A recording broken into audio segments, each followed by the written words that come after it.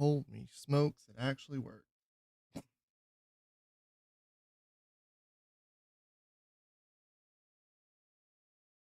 I managed to boomer it up.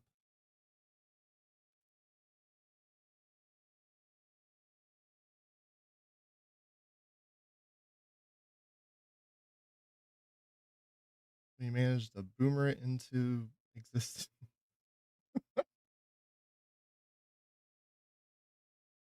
Oh my gosh.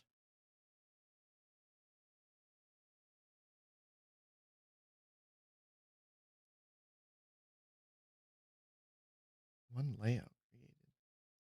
I don't know how any of this stuff works. This is gonna be a disaster. uh and I'm by myself. I get to MC this thing by myself. Hopefully there will be like one person who talks in chat. So I don't have to be by myself the whole time.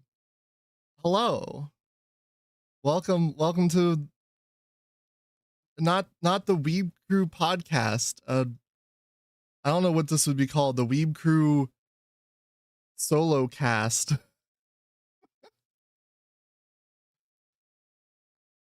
Coming to next Asmongold. Oh god, don't wish that on me. Why would you insult me like that? Why would you wish that on any? I guess like if you're talking about money wise, that would be all right. Yeah, I had to. So I'm trying to figure out how all the streaming stuff works. So I had to go live without Psy for this one because I don't know if I can I'm trying to do this on Twitch and on YouTube and on TikTok all simultaneously. Let's see. Hashtag let's do spring 2026 anime. So it's not really a weeb crew if there's only one person. The weeb. Yeah, exactly. The weeb crew becomes the weeb. The singular weeb.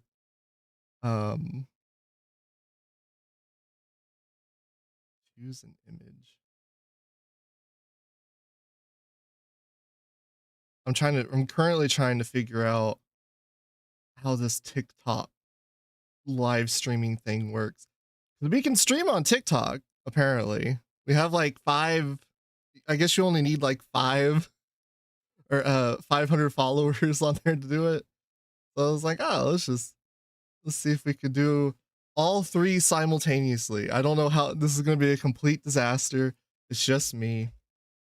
And I'm going to be looking at a tier list that I have pulled up here. We got the mommy background wallpaper going. We got with the Weeb Crew sticker. Anime spring new anime. I have no idea. Do you think anyone will turn up on TikTok live? Probably not. Probably nobody will show up. That's fine. As long as I have someone, I'm not just talking to myself into the void. On some platform, it's okay. We have to stream on TikTok for like 25 minutes for it to unlock some options. The live seems to be on a different topic than the one selected. Add topic. So once I get this out of the way, do I do fandom? What is this? Chat and interview, live match. I guess let's just do fandom. I don't sure.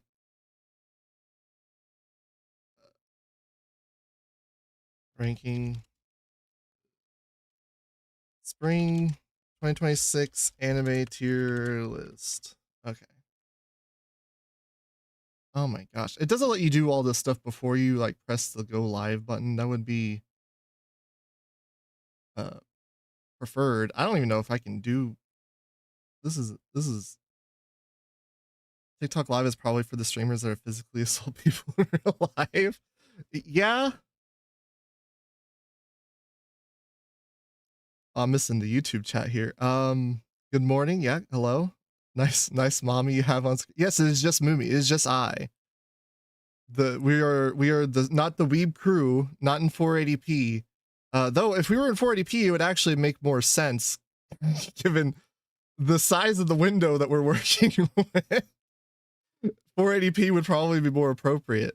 But no, we are in 1080p, I think. Or at least close. Content disclosure.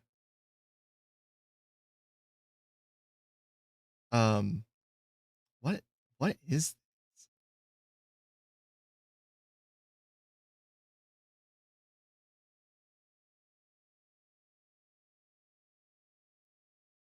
I don't know if I'm gonna be able to stream on TikTok. I'm gonna have to figure something out. It's just like not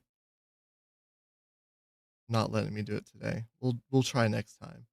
Sorry, TikTokers. And you should have linked to that tier list. Yes. I will share it in both chats if anyone wants to play along. Also, what is the stream description? Where? Here?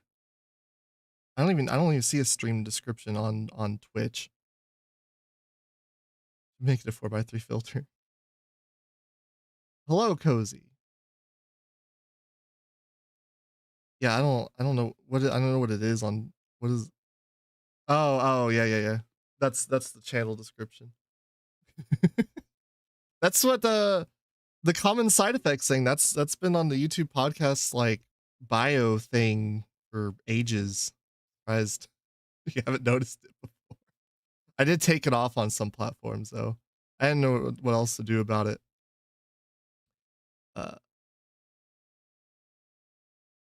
As long as most of the time is spent talking about anime as opposed to talking about streaming. Well, I'm the one that talks about anime. So of everybody, I will yap about anime. So we have plenty of anime we can talk about this. So it's okay. To bring everyone up to speed, the idea is to do like a tier list of like the season. I guess it's specifically going to be like the episode. We haven't been doing it, but this would be something that could be replicable. So it's like, we just tier out like what is the best episode of that week or whatever. I got caught up on most everything. There's a couple things I'm behind on. So nothing that aired like Friday yesterday will be on. I'll be tiering out or ranking or whatever. And I guess for this first one, it's just going to be everything up to this point. And I'll try to talk about like the newest episode specifically. But so I guess starting out, I'm not watching like any of these. I don't Bonobo, I'm not watching that, not caught up with Chibi Mariko. We're not watching Digimon Beat Break. We started watching that. It was pretty good. But I don't know, it wasn't really doing it for me like Ghost Game was. So it was one of those things where it's like, okay, do we want to watch this in like a group watch setting week to week for potentially like 64 weeks? And it was like, yeah, maybe if it like is really good, I'll go back and binge it. Yeah, maybe that will be an option, but not watching that, not watching Liar Game, not 1,000-Year Blood War. Candy Candies, I didn't even know that got like subtitled finally. I don't know why Milk Matinee Precure's on here twice. We will probably try to catch up to that. I'm only on like episode 6 right now of the Detective Precure. So we haven't even watched the episode they did with the crossover of Detective Conan, so we're pretty far behind on that one. Um, not caught up on uh, what is this one? Bookworm. Um, I guess we'll keep Daemons of the Shadow Realm. I'm like 2 episodes behind on that one. We did end up dropping Thunder 3. Not watching that one. I guess that's a pre. I don't even Aikatsu. Uh, Drops of God. Is anyone watching Drops of God? Is that like okay? Is that okay? Is that good? Is that any worth watching? So you didn't watch my tape? No. Listen, we got behind. Like we're watching a group watch. It can be hard to keep up with a group watch when y'all. It's like the only thing because we were doing it on Saturdays. Once you get behind, you then have to like get everyone together to catch up. It's a hassle. All right. Mao, I probably will. I don't know. Might catch up with Mao. I don't know. Bookworm forever stuck in eh. I mean, I like Bookworm okay.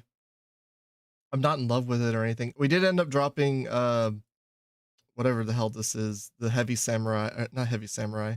That's a Yu-Gi-Oh card. What is it? The Heavy Knight. We watched dropping the Heavy Knight Isekai find Gohans. It just wasn't Gohansy enough. Yeah, it was okay. I've dropped ReZero after season 1, so I'm not with that one.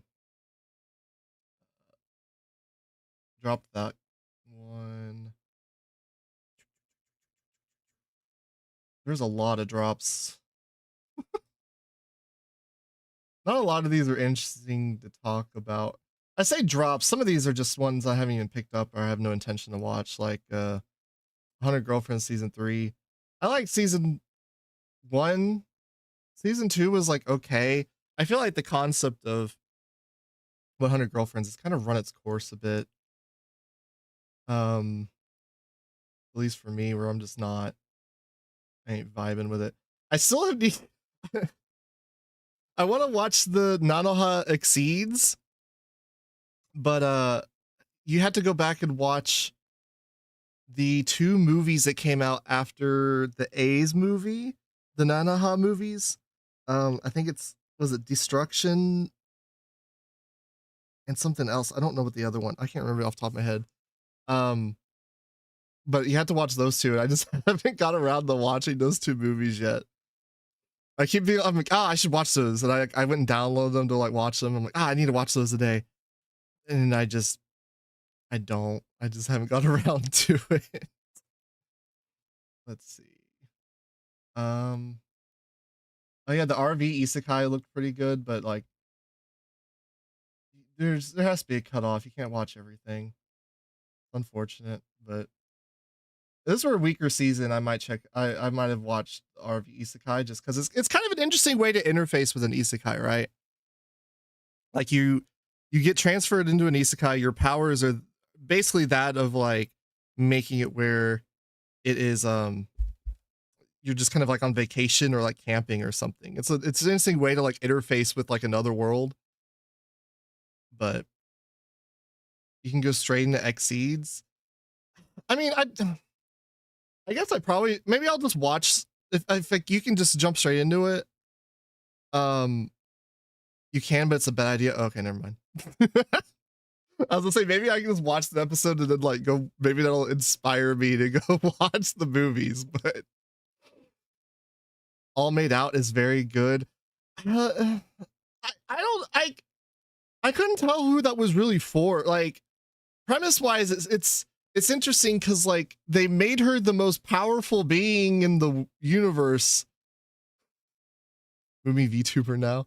The term is a PNG tuber, all right? That's why I bounce around. Is this Twitch mainly? No, I'm going back and forth. Like I just have to bounce back and forth. This is the first stream we're doing on Twitch. Gosh, when was the last one we did? Back in I think 2024 when I was watching, like we were watching what you call it, the trailers and stuff for like a season. I think it might have been summer. Um,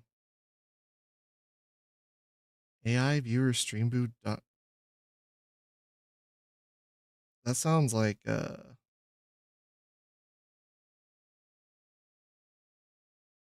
gonna delete that one. I don't know if that's like need mods. Yeah, I probably do. This will be all right for today. What was I talking about? The maid one? Yeah. So I don't know what that's really doing with the premise, because they've made her like the most powerful thing in the world that she's been like uh reincarnated in or whatever. But then all she wants to do is just be a maid. So it's kind of like, I guess like it's like the ethical way of engaging with the maid stuff. Because like it would be kind of weird if it was like a Victoria or a period piece where she's a maid for like a rich Ojo Sama character. Even if the rich character is a cute blonde girl failure girl or whatever. It would be kind of weird if she's like, oh, I just really want to serve people. Then you're just like watching some girl be a maid for 12 episodes. I can see why, like, maybe as far as like the efficacy goes, you would want to make her powerful or whatever, and it's just like a choice because she has like a maid fetish from her other life. Um, I don't know. It's like it's just kind of weird. It was like a weird thing to drop in like the last, gosh, what was that? The last 5-7 minutes of the episode too, where it's just like, oh yeah, uh, she's an isekai character, by the way. I'm fine. You're like, oh, all right. I like how the maid has an entire high stakes otome game story going on, and the MC is completely oblivious to it. It's just being a maid, still saving the day in spite of it, maybe because of it.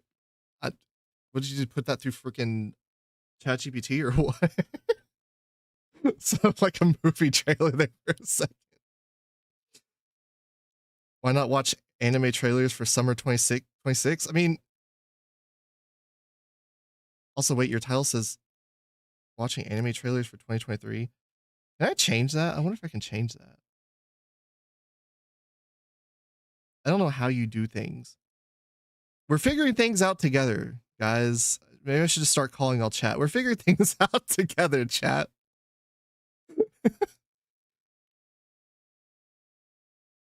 It is weird to like have to talk to yourself when you're used to like having someone to bounce off of because you just do a podcast your whole life. You can change that in your creator dashboard. I think I'm in the creator dashboard. Yeah, I don't see where you change that. Um but yeah, we what is this one? I forget what this one's name is called.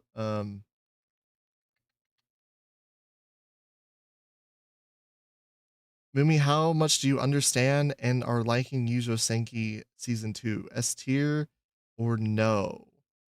Well, I guess since it's first on the list, we can talk about it. Um, so here are the tiers. We got WoW.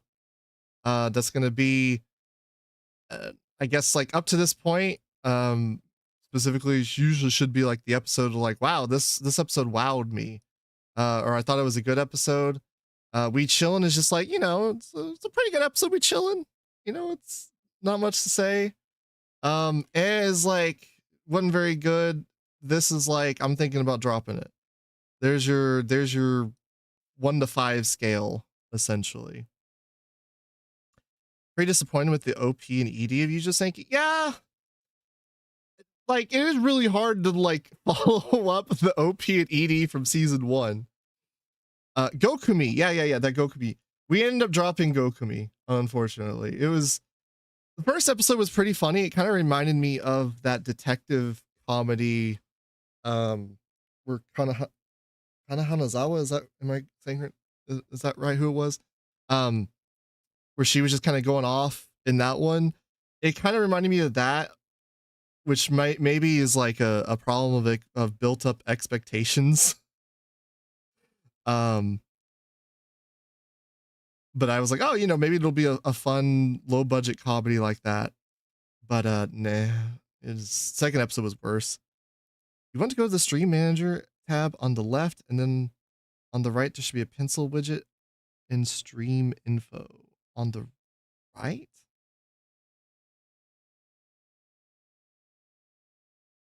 Kind of warming up to the usual Senki OP. With this new one, I mean, the new one hasn't really done anything for me. Edit stream info. Okay, here we go.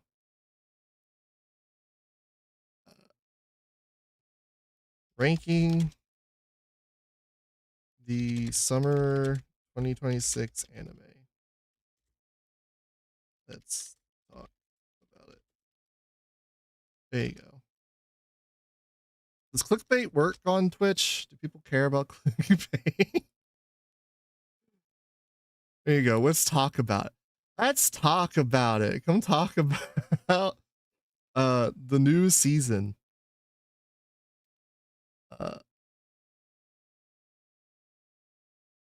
No Twitch discovery is trash. Yeah, I mean we're chilling. We're doing good on Twitch. We got like 14 viewers. That's more than anyone could ever hope to dream for in their second stream. So I ain't complaining.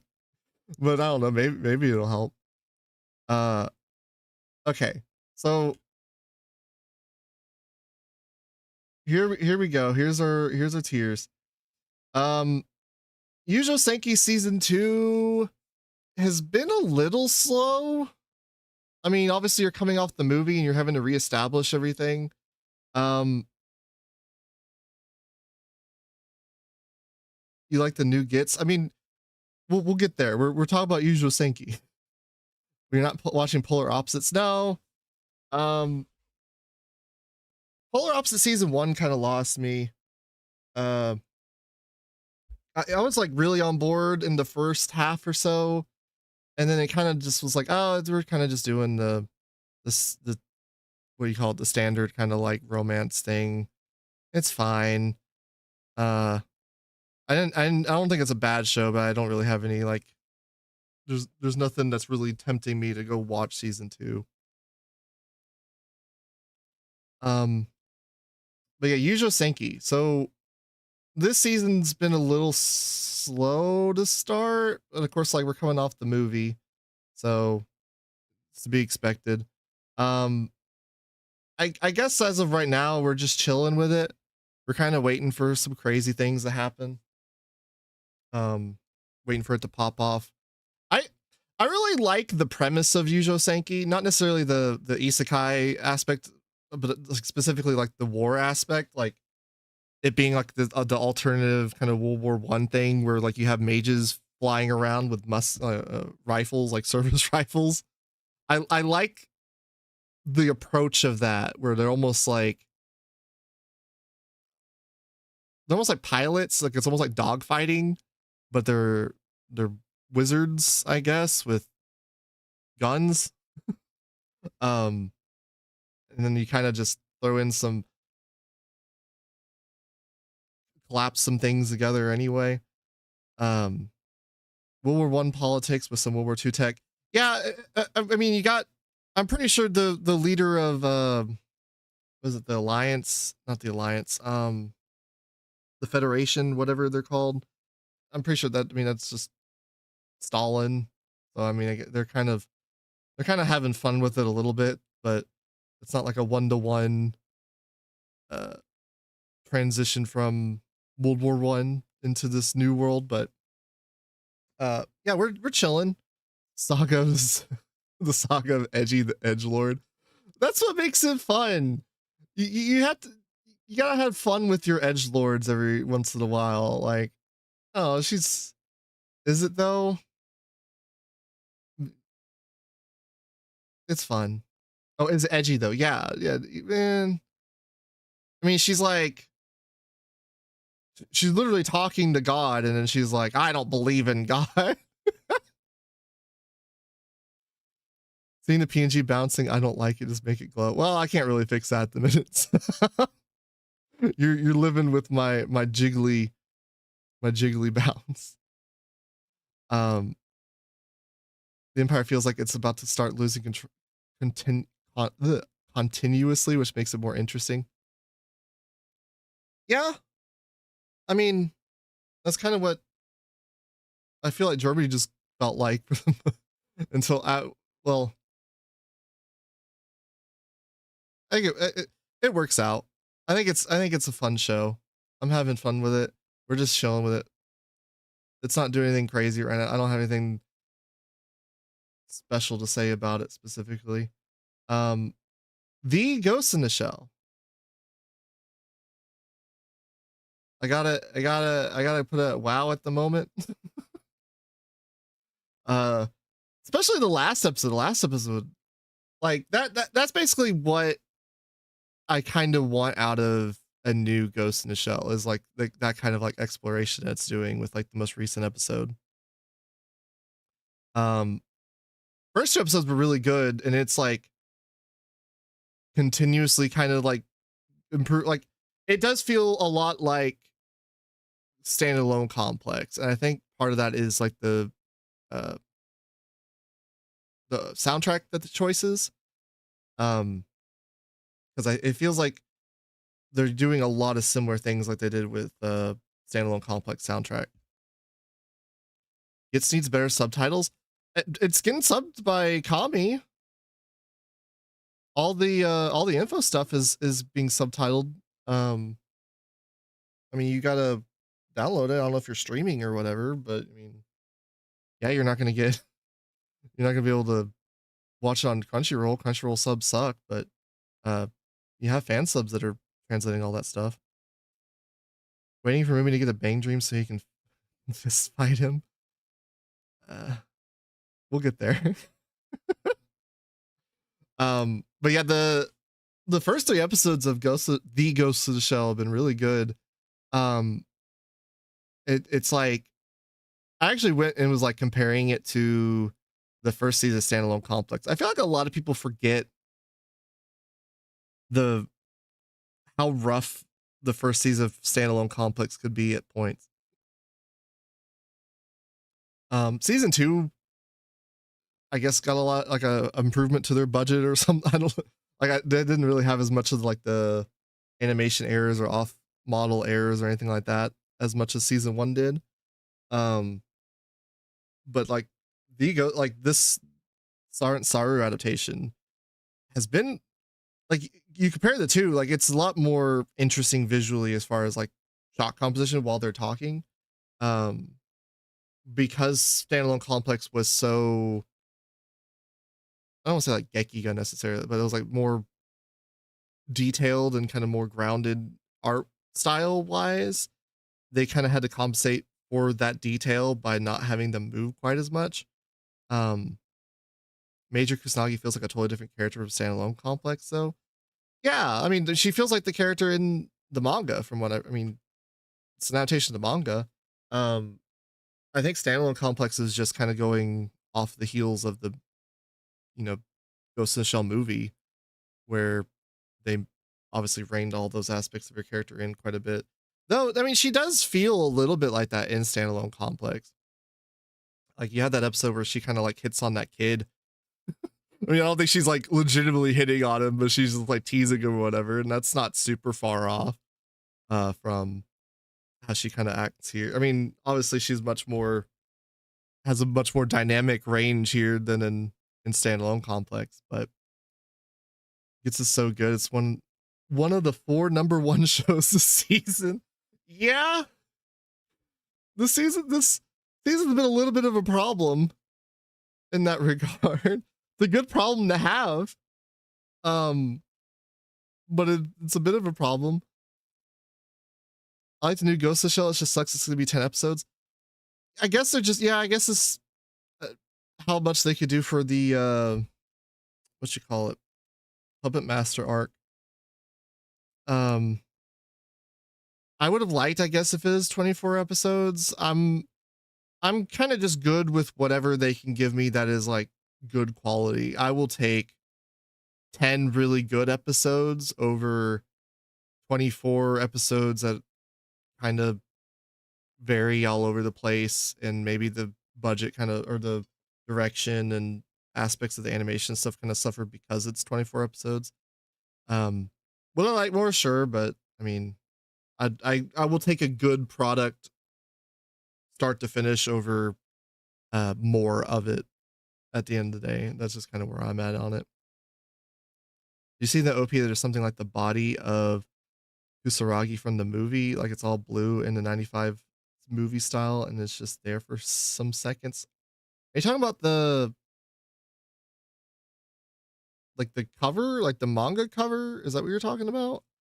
Um, I guess I could pull. Hold on. I guess I can pull up the episode. I'm not gonna play it, but we can skim through it while we're talking about it. Let's see.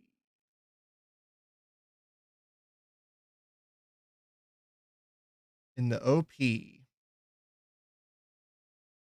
Oops.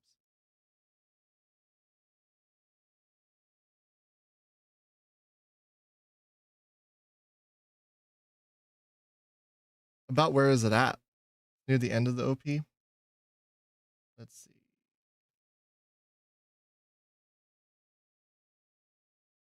You talking about this?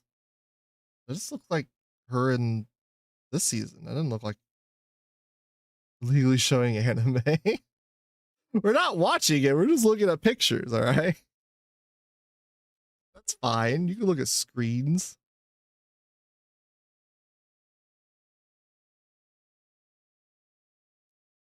Probably will have to be careful. I won't be able to like play anything before this.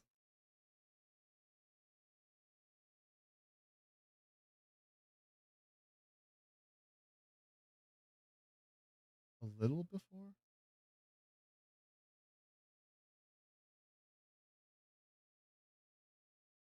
Are you talking about this?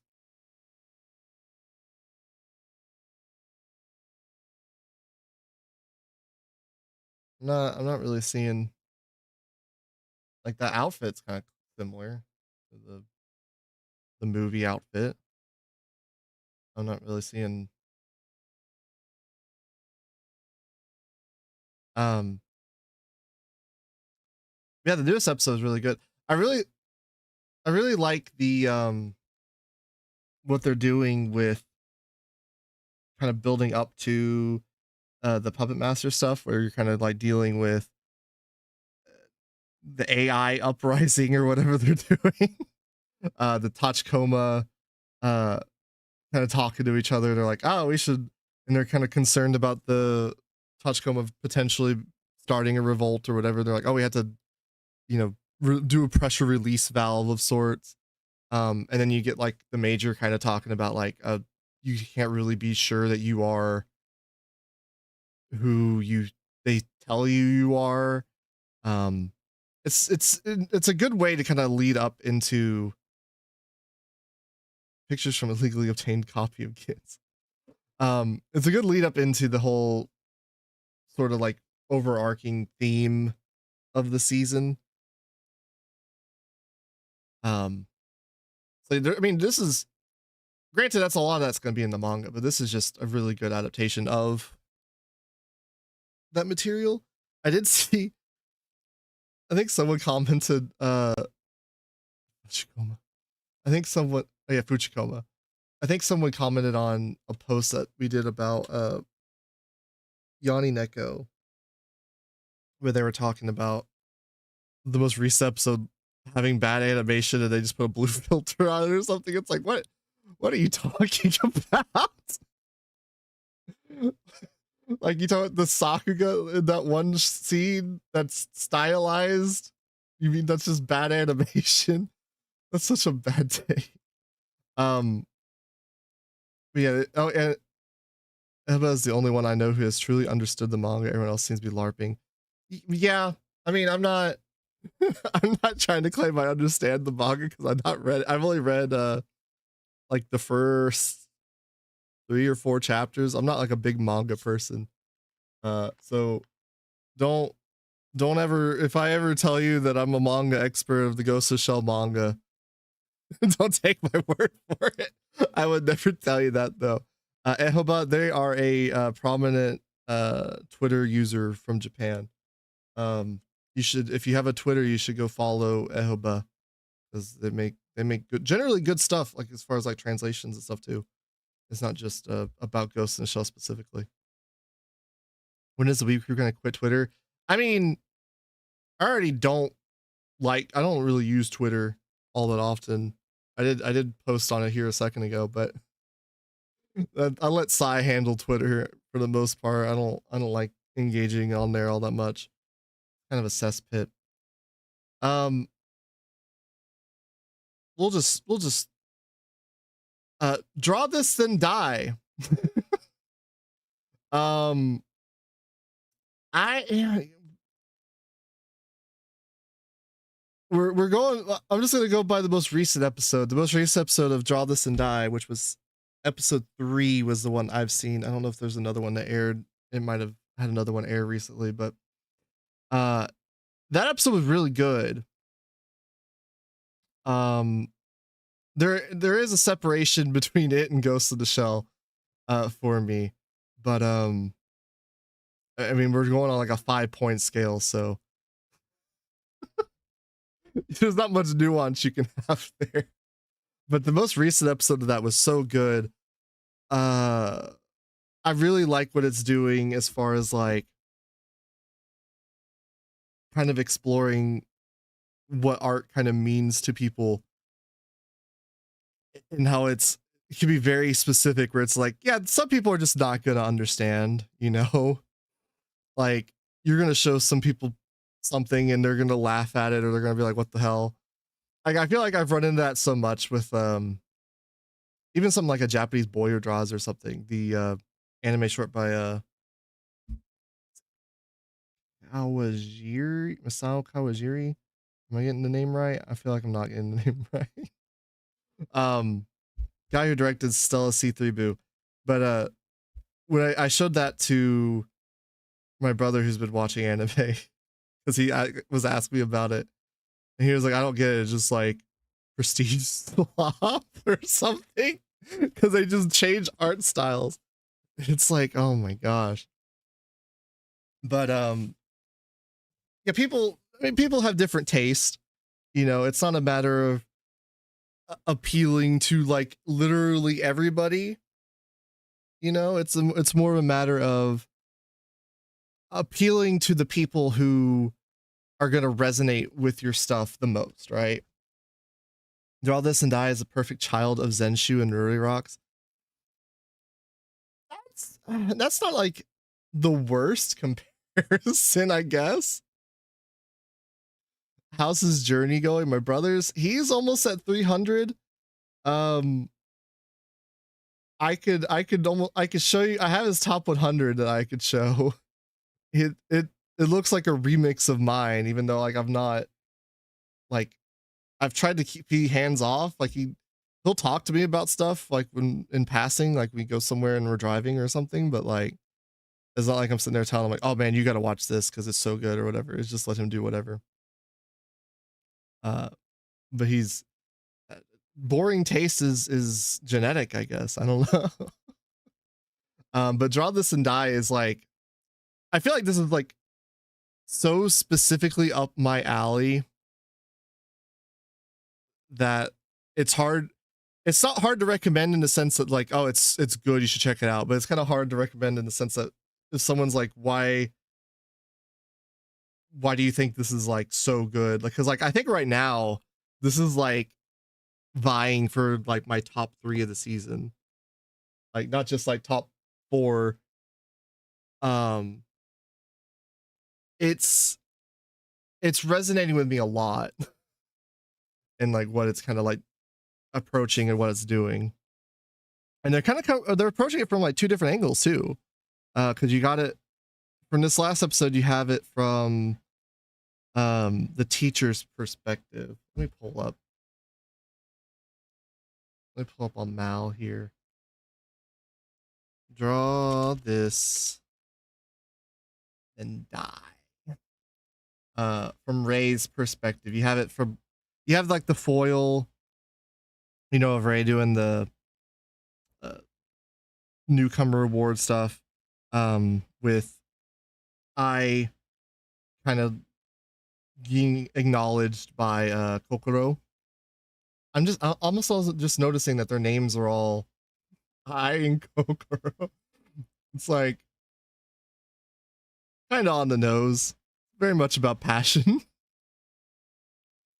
From when I skimmed through the manga, Korekaite Shine interweaving this backstory and Usami meeting Fujimori, like particularly the way it integrates cross-cutting in the handshakes was anime original.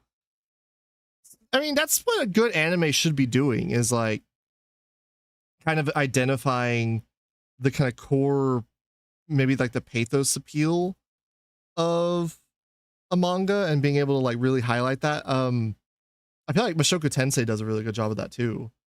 Um, where they have really done a good job in identifying kind of one of the core strengths emotionally of the work.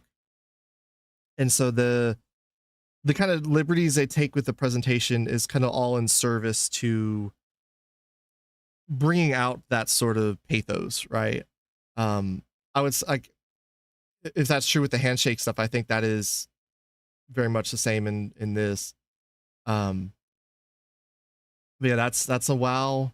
Could be a good. I don't know. Maybe we'll move it down if I like change my mind. But I'm like, that's Draw This and Die has been being better, getting better each week for me. Honestly, like each episode is like better than the last one. What's the most outrageous show he's watched? I don't know. I don't know what you mean by outright, just like bad. Go watch Jadagar. I mean, I didn't put it in. I didn't watch. Did I? Yeah, it's right here. What do you mean go watch Jadagar? Smoking behind the supermarket. I think we're chilling. I think we're chilling with smoking behind the supermarket right now. Um, it's cute. There are aspects of the romance I really like about it. Like with the character. I'm so bad with names. Is it Yamato? Yamaka? Super. No, not Super Gal. Super no Ura. Yamada. Yeah, Yamada Tamaya. Tayama. Or Lord and Savior Kira Yamato. I really like the aspects of the romance where they're kind of doing the thing where she's kind of slowly warming up to Sasaki and kind of becoming aware of her feelings. I think that's really good. I like how like the romance between them works because I can kind of see the dynamic. Like the dynamic is not. I always make a big point of this where it's like, if I can't tell why these people want to hang out together, like why these people would want to be in a relationship together outside of the fact that they're just attracted to each other on like an aesthetic level, I have more of an issue with the romance, because I can't really, like, yeah, you know, that's a thing. You can be sexually attracted to somebody just visually, and you can kind of find things that you like, I guess, later on, but that's not really like an interesting story, right? Like, it can be an interesting story, but like a lot of the time, like if they're not really fleshing that out, it makes it harder for me to like identify with and connect with the characters in the romance and want them to get together. It's just like, okay, whatever, you know. This I can understand. Like, it is kind of like, oh, he's just such a nice guy. Oh, she's such an interesting girl or whatever. But like it's executed well enough that it's like fine. Good place for smoking behind the supermarket. MC is so dense the show drops a letter grade. It is a bit funny how like dense. It's just like, like it definitely could be better, but it could be worse. You know, it's a fun watch. We're chilling because of the awesome social power of having to go outside to smoke. I mean, smoking say what you will about smoking. It causes cancer. It's not good for you, but damn, do they make it look cool in media? Like maybe in real life, it wouldn't be all that interesting. Like I've been around enough people that smoke that it does not look nearly as cool in person to watch somebody sit there and smoke a cigarette. Uh, but it's cool in media at least. It makes her cool and mysterious. At least they're like engaging with that aspect in an interesting way. Where it's not glorifying the smoking necessarily. They're just kind of like using it as a bonding time in between uh shifts and work and stuff like that as a way to decompress, which is typically what people go smoke for. I will say it may be an interesting commentary on maybe smoking in Japan, where it's like maybe they're smoking because that's the only break they get from their wage slave job. I don't know. Tanya agrees that smoke is bad. There are a lot. Listen, there's a long history of anime where characters have start a crusade against smoking, like as was it World Conquer Plot Zvezda? I can't remember the exact English title. I know it's Zvezda. That's the only thing I know it by, and it's absolutely disgusting. Yeah, I mean, I've had experience. I'm used to being around smoking, so it's like it doesn't bother me. Honestly, it's almost nostalgic in a way, like in small doses. I don't like being around it for a long period of time because it gives me a headache. But I've at least like been exposed to it enough, not a lot. Like no one in my house has ever smoked or anything, but it was enough that like I could at least tolerate it, kind of thing. So I don't have like the weird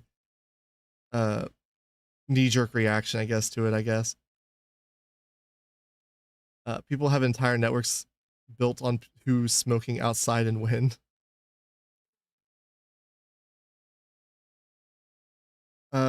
Daemons of the Shadow Realm. I'm actually an episode or two behind on this one. Kind of feeling kind of feeling we're chilling. Kind of in this range. I'll keep it an for right now. It's been all right. I'm letting it cook still. I hear people say good things about the manga later on, but I will say it is a weird spot for it to be, because like I compare it to like a Full Metal Alchemist. I feel like maybe the cast of this might be a little big for what it's kind of done so far. At least as far as like getting you attached to the characters early on, because I think of like Full Metal Alchemist and what she was doing with that. You kind of you just follow like Al and Ed for a good portion of it. I think was it like 10 to 15 episodes. It's kind of just building on them, and you kind of get their dynamic, and they kind of build and are lovable cast before they start kind of really. I mean, you get introduced to like Mustang and stuff like that, but they only start building on the characters kind of once you've already got attached to your main two protagonists, so that you have some kind of vehicle to like navigate the world. This, it's not bad. It's just we're kind of doing a lot very quickly, and I think that's a consequence of where shonen kind of is. Like that Black Torch is an interesting show because it's one that was like canceled because it in like 20 chapters or something like that, I think. Though I think it was like a monthly release, so 20 chapters I think ended up being like 5 volumes or something. But I feel like shonen right now is like at a place where you have to hook people very quickly. And I think Arakawa's more of a long form sort of storyteller, which could benefit the show like in the long run, to be fair. But in like a seasonal context, it does kind of make it a weird judge. it's kind of why I like when I watch shows on the backlog. I kind of just like watching it in large chunks, or like almost binging it, where you kind of like assess it in its full sort of context, as opposed to that's the trade-off with seasonals, because with seasonals, like, you get more, you can process more information, I guess. Like, for me at least, watching it week to week, I remember more from each individual episode, where like something from like 10 years ago that I watched week to week, I probably have a more of a memory of a general given episode than maybe something I binged. Um, but when you're talking about it in a seasonal context, it does kind of make it awkward, because you're like, well, it's not doing anything bad, but it's also, it's not really like blowing my socks off or anything, right? Like, it kind of just, we're chilling. We're kind of is where it is. S seems generous. I felt no attachment to the characters. It was so murdery and nihilistic. For what it's worth, I didn't finish Full Metal Alchemist Brotherhood either. I mean, that just that might just be a personal problem, honestly. If you didn't finish Full Metal Alchemist Brotherhood, the Full Metal Alchemist Brotherhood's not like violent or like nihilistic. That's a, I don't know. They're not really similar stories. I mean, they're written by the same person. They have some similar sensibilities, but like, it is, I mean, it is interesting to kind of deconstruct how they kind of approach siblings and the sibling dynamic. But yeah, we'll keep it at F for right now. Iron Walk Jean. Quite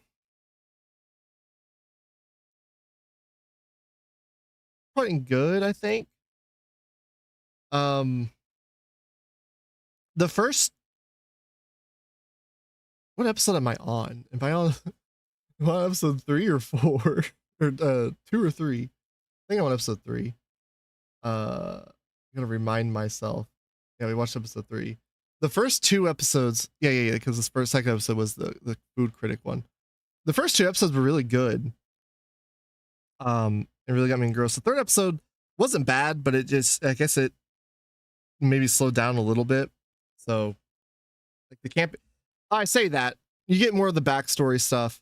I just think that I guess maybe for me, the backstory stuff was good. I guess the camping stuff was kind of what held it back. I guess I wish they had kind of incorporated more into the cooking setting, but it was good. Like, it's still good.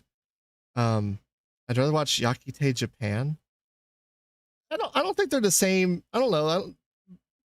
For one, this is like probably the first. I mean, you had like Oishimbo, but this is kind of like the first that kind of come out that are influenced by Iron Chef, which I think a lot of things kind of took that route as opposed to like an Oishimbo route. I don't know. I'm enjoying it. There's some crazy things about it. I've heard some pretty crazy things about what happens later on in the manga from people that have read the manga. But I'm enjoying it. It's good. I don't know why I'm saying as if it's not good, because I do think it's good. I do like the food stuff. I guess that is like a thing. I do like stuff like kitchen nightmares. Yeah, the one with where he goes around to like people. This Oishimbo reminds me a lot of like Kitchen Nightmares in the UK. Whereas this is kind of more Hell's Kitchen, I guess. But yeah, I like the food shows. They're fun shows to watch as like a dinner anime to entertain yourself. I don't watch a lot of like the video essays while I eat or anything like that. Dodgeball Girls. What episode am I on? I think I just watched the first 2. I still need to watch the third one. I like the premise of it. I think I'm chilling on it right now. I Do I have it above supermarket? I don't know if I'm probably not gonna think that hard about like placements or whatever. I'll fucking drive myself crazy. But I think I'm chilling on it. First episode was fun. The lead up to the tournament stuff uh was okay. It's you kind of know what you're getting, I guess, when you get into it. It's one of those kind of vibe shows, I think. I'm having fun with it, but it's I guess it's not one of those I really like super appreciate in the sense of like it's not in my wheelhouse as far as like what I want out of media or whatever. So we're chilling on it. Um, Magi Lumiere, I think I'm chilling on. This the first two episodes were very dialogue heavy. Like it's reminded me a lot of Patlabor in a way. Like I think we made a lot of jokes about it being kind of similar to Patlabor with the first season, but I don't know if they necessarily felt tonally like Patlabor. Whereas like this season, it feels like I'm watching Patlabor. It's a very interesting experience. But the first, I haven't watched the third episode. I think the fourth one's coming out. So the first two I watched, I'm kind of chilling on it right now. We'll see where it goes. Ladies, don't play fighting games. I'll put at the top of good. I've been really enjoying that one. The story Yuri, not necessarily Yuri in the kind of explicit sense, because I mean, you got like I Want to Love You to Your Dying Day this season. That's kind of more explicit Yuri, but like the Yuri sort of like class S aspects of it have been really interesting. I actually really liked this most recent episode where they kind of more characterizing the characters, where they're like dissecting their gameplay. Where they're like, why are you playing the Jury? Is that her name's pronounced? I don't play Street Fighter. But they're like, why are you playing Jury? Because she's like a more like offensive character, but you keep like you don't go on the offense. You keep defending yourself, and it like you won't go for the kill or whatever. Like what are you doing? And then like they like unlock the weird like masochist aspect of her where she just goes and like I just thought this would be paid, but like now I'm having fun. I really liked that aspect of the storytelling that they got in like the most recent episode. And yeah, looking into like the class S stuff, like the first episode was very similar to ladies not Rock is a Lady's Modesty. Where like even like the story beats were very similar. Basically the only thing they were missing was like for like a fighting stick like top, like the ball that goes on top of the joystick to just fall out of her pocket and the girl go take it to her instead of the guitar pick or whatever. That's basically all they were missing for it to be like a 1-to-1 retelling of Rock is a Lady's Modesty's first episode. But all that stuff is out of class S stuff. Like Hannah Monogatari has I think it's a character that drops a pencil and the character like gives her a pencil. Like that's a very common thing in these sort of Yuri works.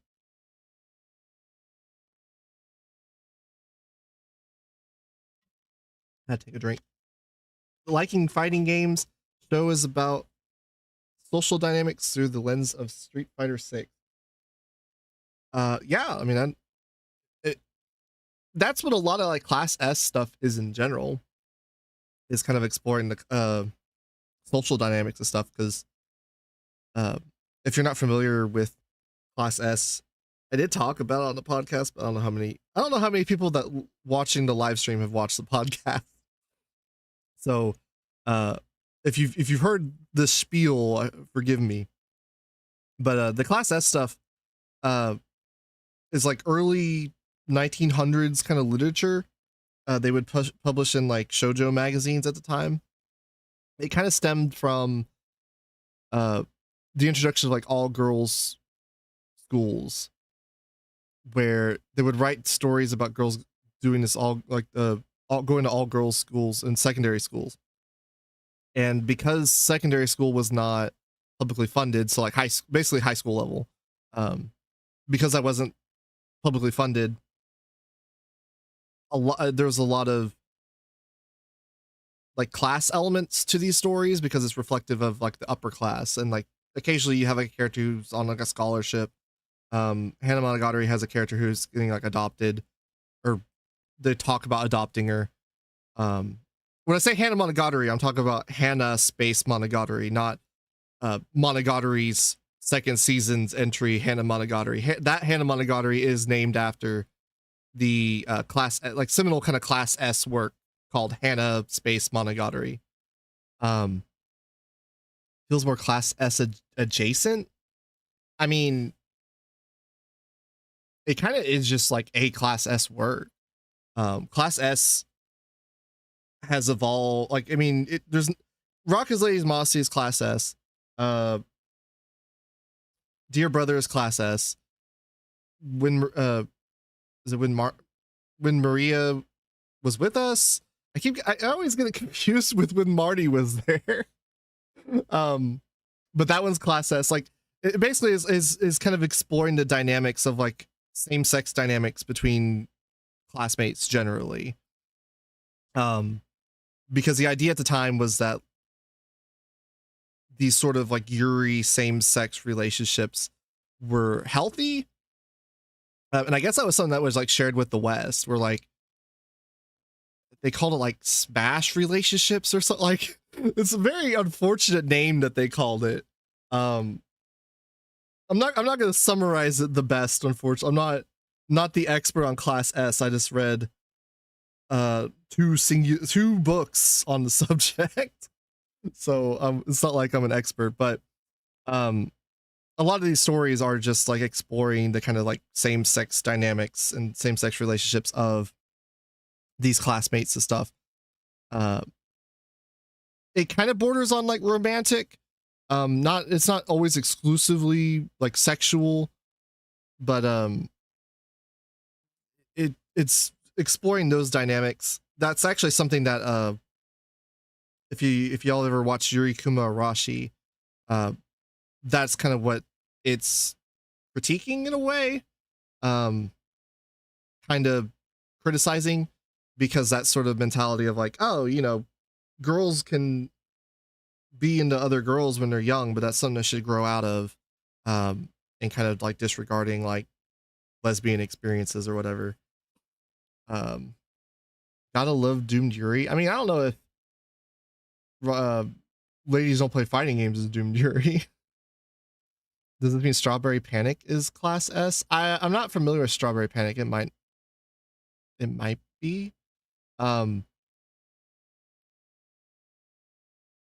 It's 100% class S. Yeah. I mean, so class S has evolved because it was originally about like class high society stuff. Like now it's usually, it keeps those aspects of like commentating on social dynamics and stuff like that. So obviously with Rock Lady's Modesty, that's what they're commentating on, is like the sort of what is socially acceptable as far as like music or hobbies or something like that. Has your brother watched Yuri Kuma? I don't know. I don't think so. I don't think he's watched it yet. Yeah, Strawberry Panic is definitely class S. There you go. There's your answer. Thanks. YouTube chat, make sure to thank the Twitch chat for answering your question. Now, a good question is whether or not coming to Botan is class S. I could take arguments from both directions on that one. I don't know. That's a good question. I guess it's kind of like in that gray zone. I'd had to like sit there and really dissect and think about it, I guess. I've not really considered it because like structurally it didn't really evoke that same feeling. Whereas like uh ladies don't ladies don't play fighting games immediately made me think of Rock's Lady's Modesty, which immediately made me think of Onisama A. Um, Botan is not class S in your opinion? Tommy Botan is in college. Yeah, I mean, I don't think class S exclusively has to be high school, but that is what a lot of them were focused on early on. Um, though I do think that probably would play a large part because a lot of class S stuff is kind of like exploring your kind of delineating and like exploring your sexuality and stuff like that. But I think you could probably make an argument that maybe that age has shifted where like maybe early college and stuff could still be considered class S. I don't know. I'm not gonna make that argument. I'm just thinking out loud. Kaiju Girl caramelize. I don't know how you pronounce that one. I haven't put it through Google Speak.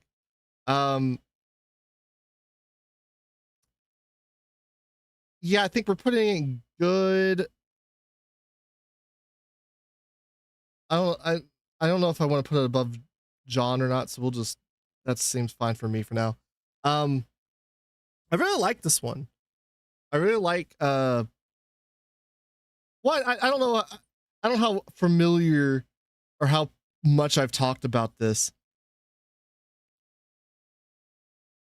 I do like kaiju stuff. Like I grew up with like Godzilla as a kid in the 90s where that was I don't know, I guess I was like basically a sort of like off ramp into anime. that was my that was an in a way where it was made it easier to kind of digest, I guess, back then. Um so I grew up with Godzilla, so like a lot I feel like this is at least on my speed because like I would never claim to be like a kaiju expert by any means or like an Ultraman or Sentai expert or anything like that. Um but I'm familiar enough. Like I've seen most of the Godzilla movies. I might have seen all of them, but I've not sat there and really taken like inventory. Um but I've at least seen most of them where I get all the references where I really like how they approach the rich girl where she does all the Mothra stuff. She keeps dressing up as like Mothra and the larva sleeping bag, and then she's got the servants that she has dressed up like twins. I don't they might be twins, maybe she hired them as twins specifically because of that, but I like how she has her whole theming going on based around Mothra. Um Shin Godzilla is kind of nice. Shin Godzilla was good. Um Kaiju Girl's a lot of fun and looks good, but strip away the zany monster stuff, it feels like another Bochi the Romance. I think good is right. Um, I mean, Bochi was really good execution wise. I mean, this is not quite on the level of execution that Bochi was. Um, I will say, like the kaiju aspects kind of being a kind of commentary on womanhood, and like with the second episode where she like sits out of gym class because she has her tail and she's like wearing uh the sweater around her waist and stuff. It's like, oh, this is just very like on the nose, like when they set out for their period and stuff like that. Um, pretty sure Bochi does like metal. Music, sure, like aesthetically, but like I'm talking about like execution or whatever. Um, but yeah, like the aspects of it being like kaiju stuff, kind of being a commentary on like her coming of age and becoming a woman and stuff is very fun. It's a fun way to kind of approach it. Um, forget what I was thinking in this most recent episode.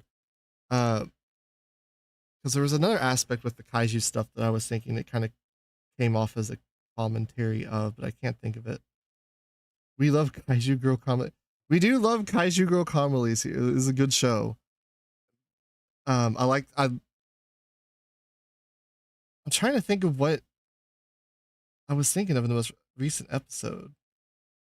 I'm probably not gonna be able to think of it. I'm gonna think of it after the stream, and it's gonna be like, damn it. I like when she gets a small transformation. Yeah, there's like really cute ass. Like I like the where she gets her like hands and her feet and stuff. That's really fun. She really wants to get stepped on by kaiju. Yeah, she's great. Oh yeah, the Mothra girl. Yeah, they were able to set up like really fun dynamics because like I was worried about because like after the first episode, I'm like, oh, it's a fun concept. It's a fun premise. I don't really know where you go from here. So like maybe it'll fall off. Like maybe it's gonna be one of those things where like the first episode's really good and then it's kind of mid or mid, whatever.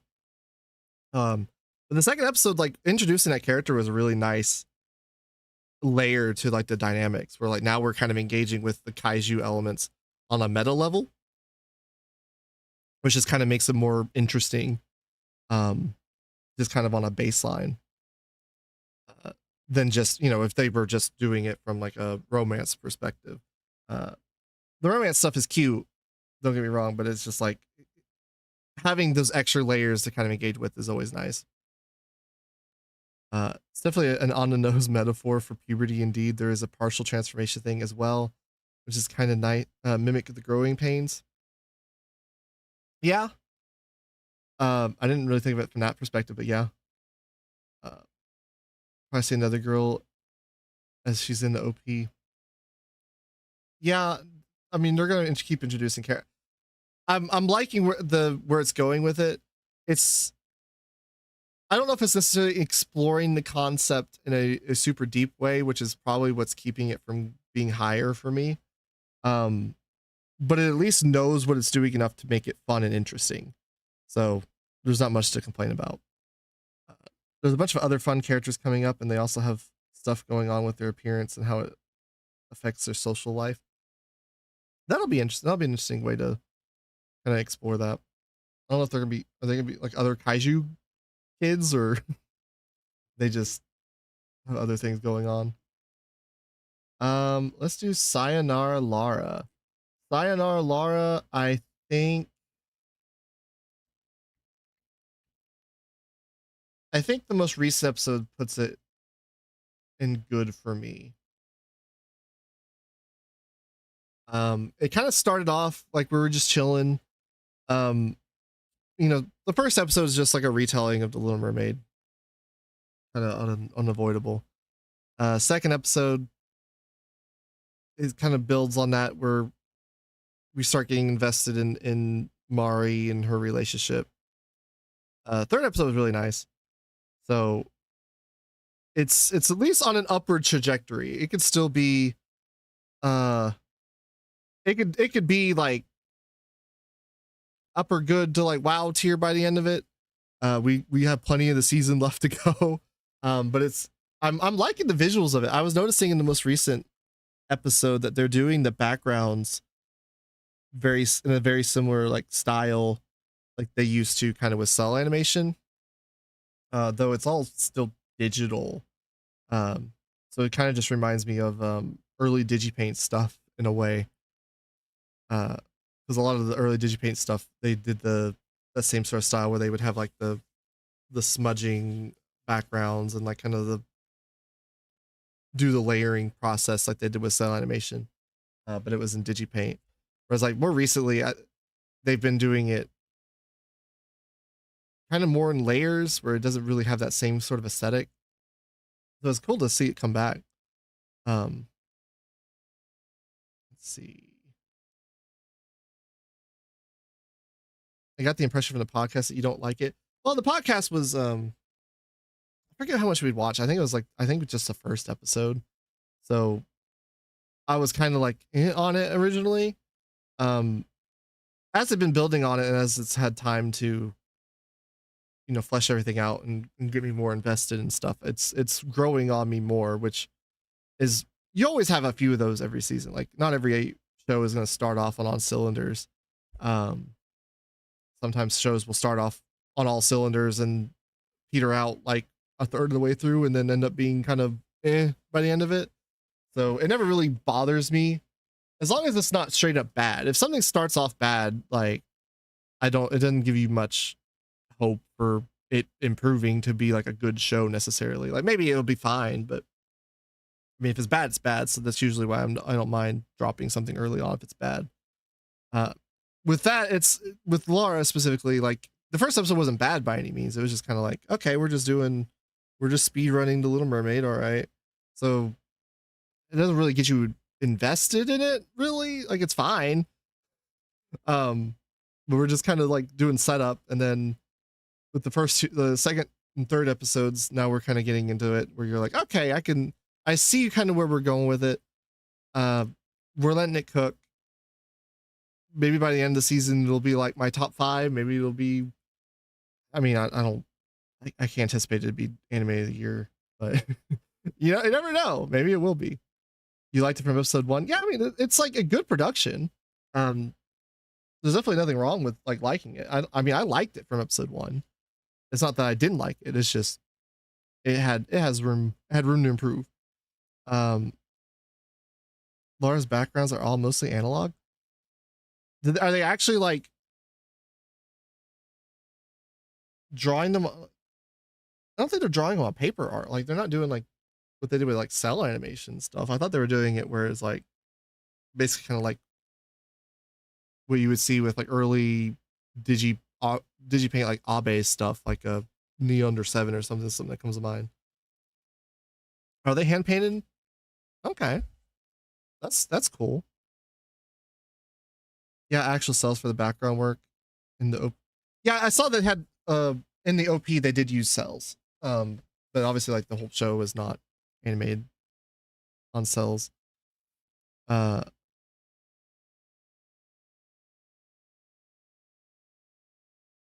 I didn't know that. I mean, it's so clean that it almost looks like it's done digitally. So maybe that's just a consequence of technology just improving where you can clean up art so much. Yeah,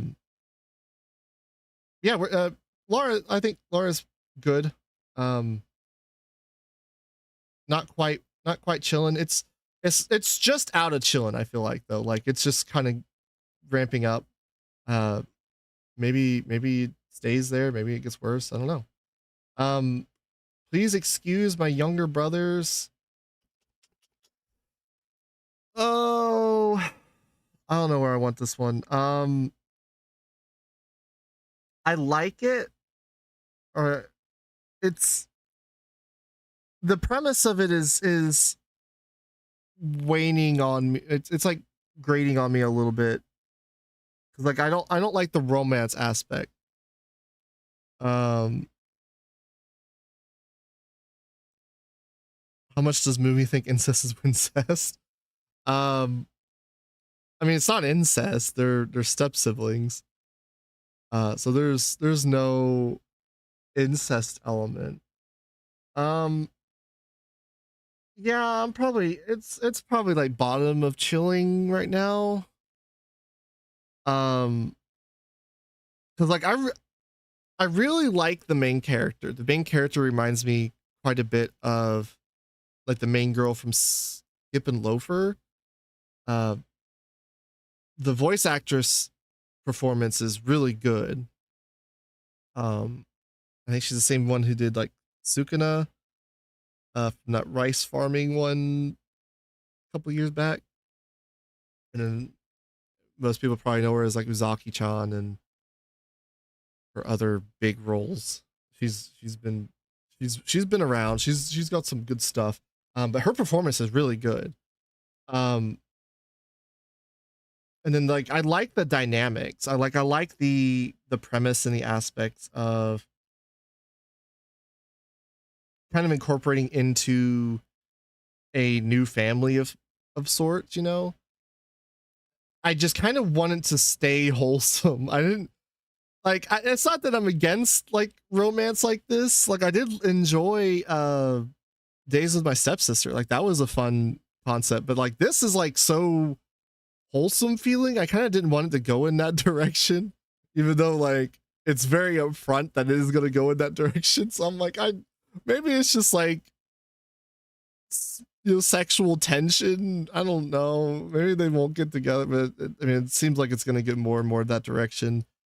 I'm still I'm not against the show. I'm still letting it cook, but her goofy faces are really nice. Yeah, she's a really good main character. I really like your side eyeing where it's going. Yeah, that's kind of where I'm at. And like I'm not side eyeing where it's going because I'm against it in concept necessarily. I'm side eyeing it because I don't want it to go that direction. Like the way it's constructed, I'm like, you don't need it. We don't need to go there. We don't need to have her start thirsting over her brothers that she just is trying to be a family with. All right. There's many feel good. Let that be special. There's not, is there that many feel good? I don't know if there's this. I don't know. I feel like there's like an equal amount of both. Maybe I'm wrong. Speaking of feel good, Victoria Many Faces.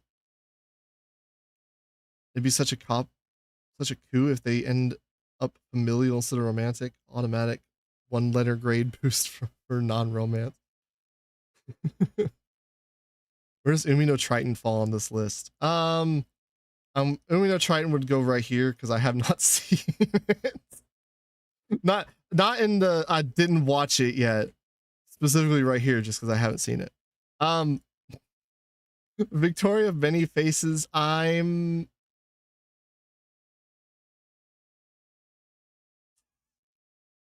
maybe the most recent episode, top of like I'm kind of like, it's kind of on that threshold of like chilling and I like the premise of it a lot. I like the approach of like her just being a spy ends up kind of stumbling into like a found family kind of thing. Very Spy Family-esque sorta. It's just, I don't know, it's the most recent episode I think is taking it in a weird direction where like she wouldn't help like catch the fucking culprit or whatever, and now they're all like suspicious of her of being like a spy or whatever, I guess. Oh, it's fine. It just seems like it's kind of going in a weird direction, so maybe I'm feeling like at the moment. But you know, the things are fluid, things move around. There's no problem with it dipping in the air right now. It can still be fine.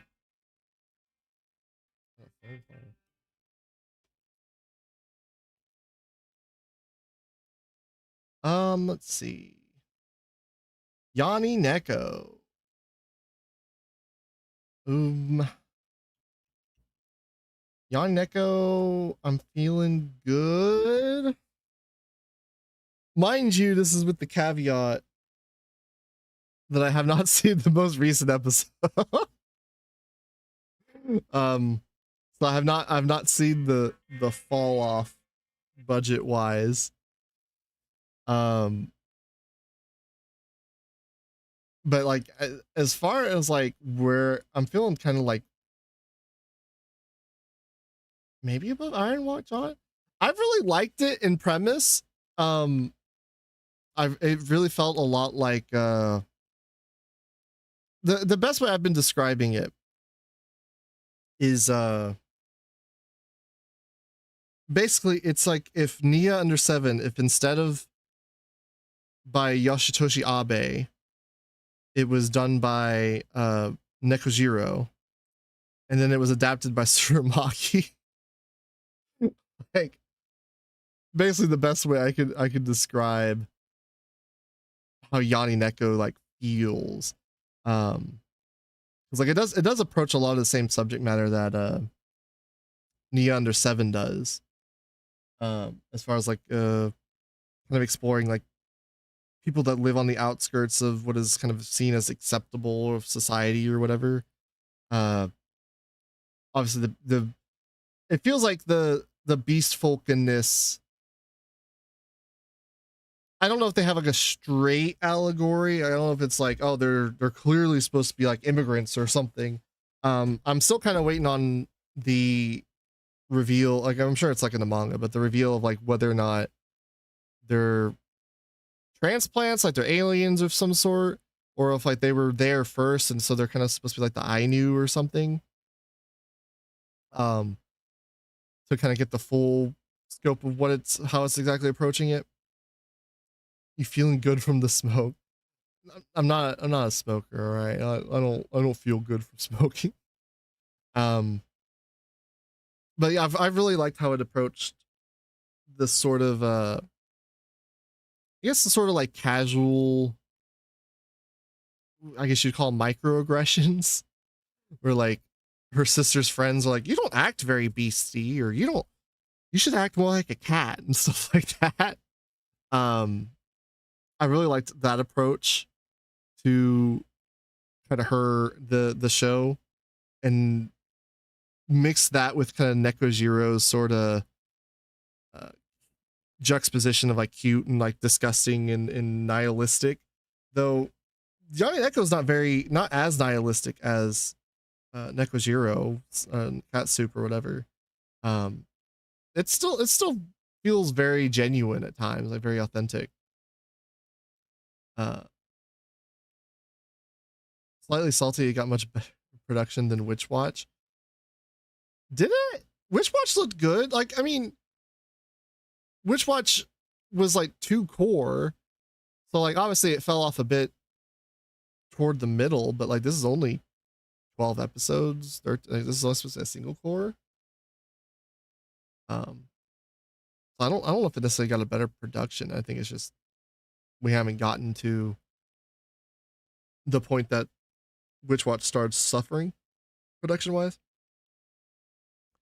Young Neko isn't nihilistic at all for its subject matter. No, like it approaches addiction very bluntly. It can almost be mean spirited sometimes, like the whole dream she has where she thinks she has cancer, and so she wakes up. But it has a core of like genuineness with it. I mean, even in the beginning, Young Neko looked better than Witch Watch. I thought Witch Watch looked good in the first couple episodes, like as far as like the production wise. Yeah, I don't know where we're going in Yanni Neko. I like it. I don't know where it's going. I don't know what the most recent episode was. maybe it's bad, maybe it's not. I don't know. Let's see. World is Dancing, easy wow. Like I feel like this is like anime of the season most seasons. At least more, if this but not airing the same season as the Ghost of Shell, this would easily be like my anime of the season right now. I've really liked how they've been approaching Oniyasha. What am I saying? Oniyasha's character.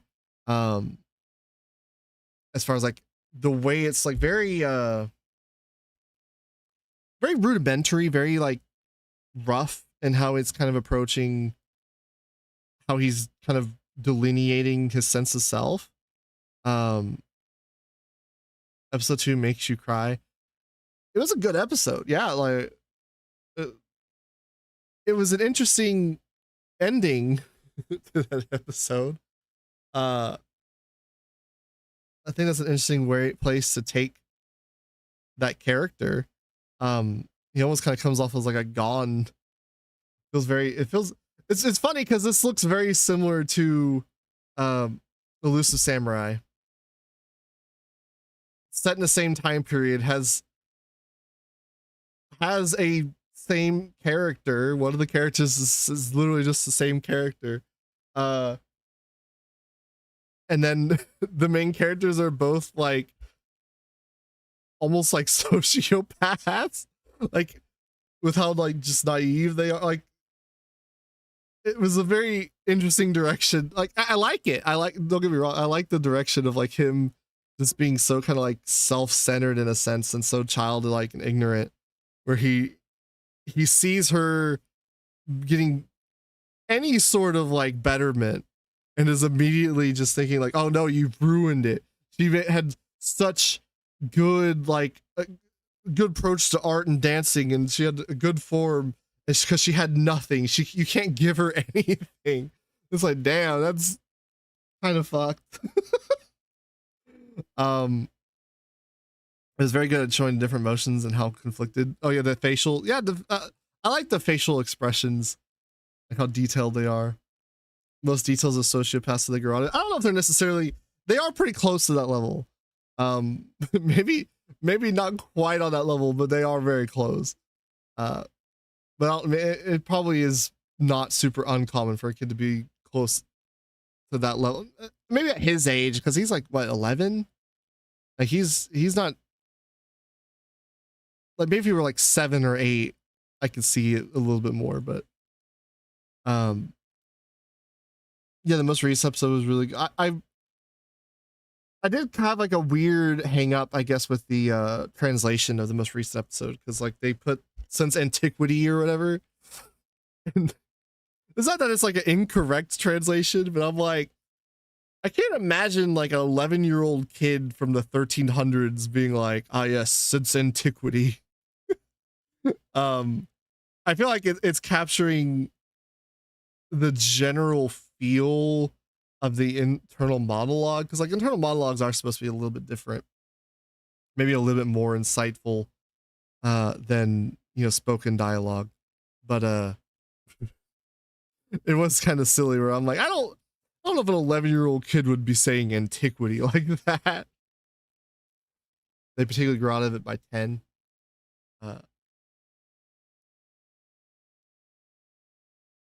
She was good when she was miserable. Well, yeah, because he identifies with her because he thinks he does not have talent. And so he sees her, someone who has nothing, and then is like, oh, someone that has nothing can then find something because they have nothing. And so he latches himself to that in a very toxic way, which is a very interesting way to kind of approach it. And I've really been fucking with how they've done the characters, like him, because it is through dance, right, that he is finding himself in his form, as they put it. And so the way he's approaching it is through the art of dance, and is very specific. It almost kind of is like an interesting foil to like Draw This and Die, because it is kind of one of those things where it's like not everyone will understand, right? Not everyone's gonna have the same perspective. Not everyone's gonna have the same experiences and stuff. So it is about just kind of delineating and finding your own sense of like expression, right? What resonates with you and what you value. Uh, he's a pretty philosophical kid, gives the show some thematic teeth. Yeah, I mean, like, it's not necessarily that it's a problem that he's philosophical. It's more, I guess the semantics of it just made it feel like it was a little bit too. I think it's mainly just a translation thing, because I did go and like look at the Japanese, and the Japanese, I mean, it might be a little bit, it's not really super verbose necessarily, but it is a little bit like overly, not overly insightful, but it is more insightful. I think it's just a matter of like the word they chose to translate, because like maybe it does make sense in kind of capturing the tone of what they were saying, but it doesn't necessarily translate well to like a child who is 11 years old or whatever. Um, yeah, it was just a translation thing. It wasn't that big a deal. Mushoku Tensei season 3. Oh,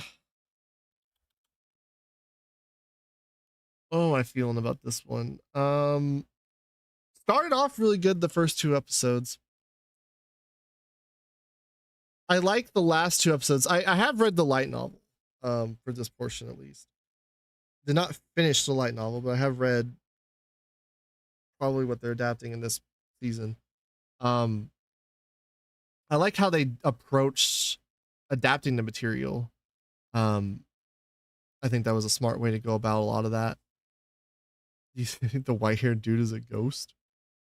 Kind of spooky. You mean Mashoka Tensei? um,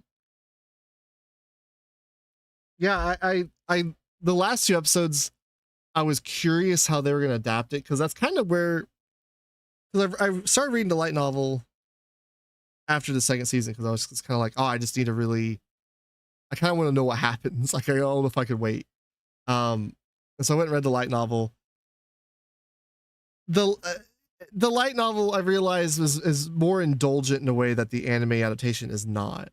And I don't necessarily think that's a bad thing. I think it does add a reason to consume both in a way.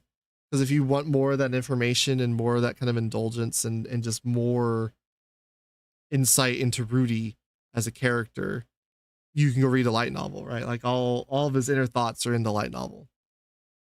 Um, whereas I think the anime is more adept at capturing the pathos of uh the themes and the kind of meta narrative that has going on as far as like the him kind of growing from this kind of neat otaku character into kind of more of a socially adept character. I guess is the way to put it. Um, hey, catching your first time live, welcome. Hello, book lover. Um,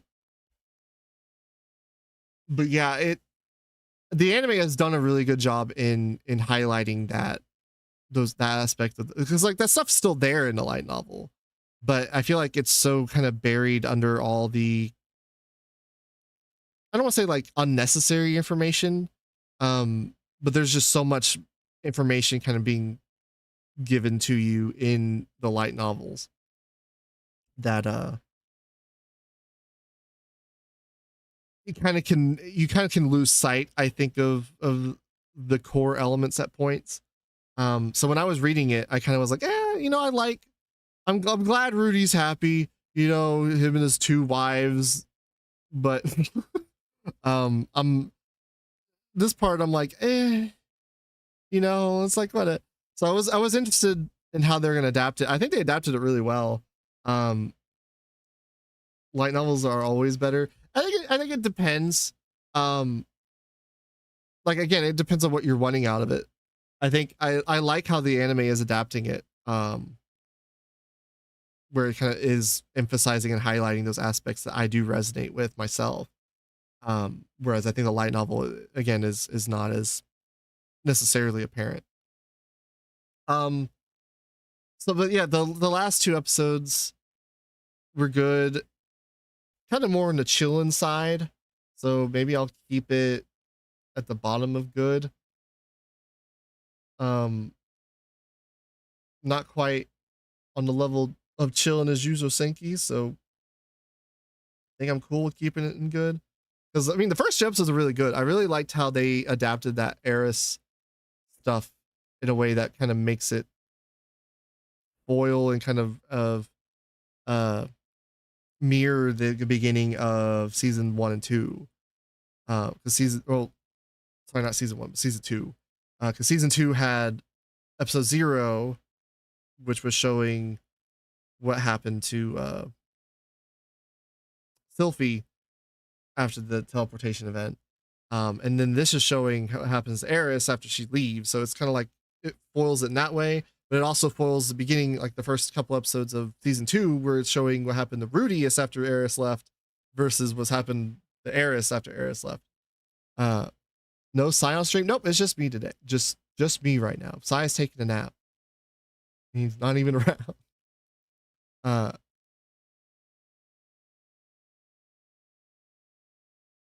Maybe going solo with the anime, right? Yeah, we're not the weeb crew today. We're the weeb.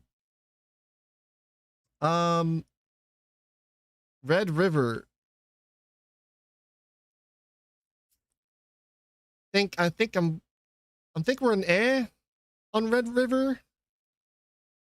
which is unfortunate. Like it's one that I'm like really interested in. Like it's interesting. Um, it's shojo, so I do want to love it. Um, the first episode, I was like, oh, it's kind of like you have like Inuyasha elements. Though this might be before Inuyasha. No, I think this is after Inuyasha. Um, we should get a bit on move on though. Yeah, I mean that's kind of how I feel a little bit. The weeb without the plebe. Um, the second, it, I feel like there's not a lot for me to appreciate outside of the aesthetics and it being a shojo and kind of what that means contextually. Um, Controversial, but I don't know why they hate. Like I don't see as bad animation stuff. This shojo is. Um, it's not necessarily that it's bad. I don't think any of the things I'm. You have to put into context. All the stuff that I'm watching, I don't think is bad. I think we've dropped pretty much anything that I thought was even kind of just sort of bad. Uh, it's like 2 years older than Inuyasha. As well as thinking, I was like, I think it is like older than Inuyasha, but maybe it was after Inuyasha, but I couldn't remember. Nothing that I'm watching is bad. This is just like the production of it is just it's not getting the shonen rub. Like Shoujo gets fucking shafted. So as far as like anime adaptation, so often it's ridiculous. Um, I don't think this is bad, but it's just kind of like as far as like the rest of the season, it's just not all that remarkable. Um, and then as far as like this historical setting, the historical is just very vibes based. I feel like I think we made the joke while we were doing the podcast that like I think they had King Tut as like the pharaoh just because like that's one of the only pharaohs everyone knows essentially. As opposed to like it being like a significant time period. Though I do think it feels like uh the time like the choice in setting was very much a result of like when the I think it was like in 1988 there was like a Japanese expedition that like dug up stuff from that society.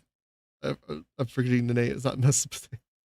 Um, I can't think of what the freaking name of it is off the top of my head, but it does feel like that it might have led to her choosing the setting or whatever for this in that regard. But it does feel very vibes based. Like we went and looked at like the magic and stuff. It's like, yeah, the magic for that was just not. That's not how they approach magic. It is magic, so it's like I guess you could do whatever. The Hittites, yeah, there you go. Thank you. Um, yeah, there's an expedition that uncovered a lot of the Hittite kind of artifacts and stuff. Um, it is very vibes. Like we went and looked at like how they did magic because there's like writings and stuff of how they did magic. Though I guess some of it's like being kept from people, or they say they're being kept from people because it works, you know.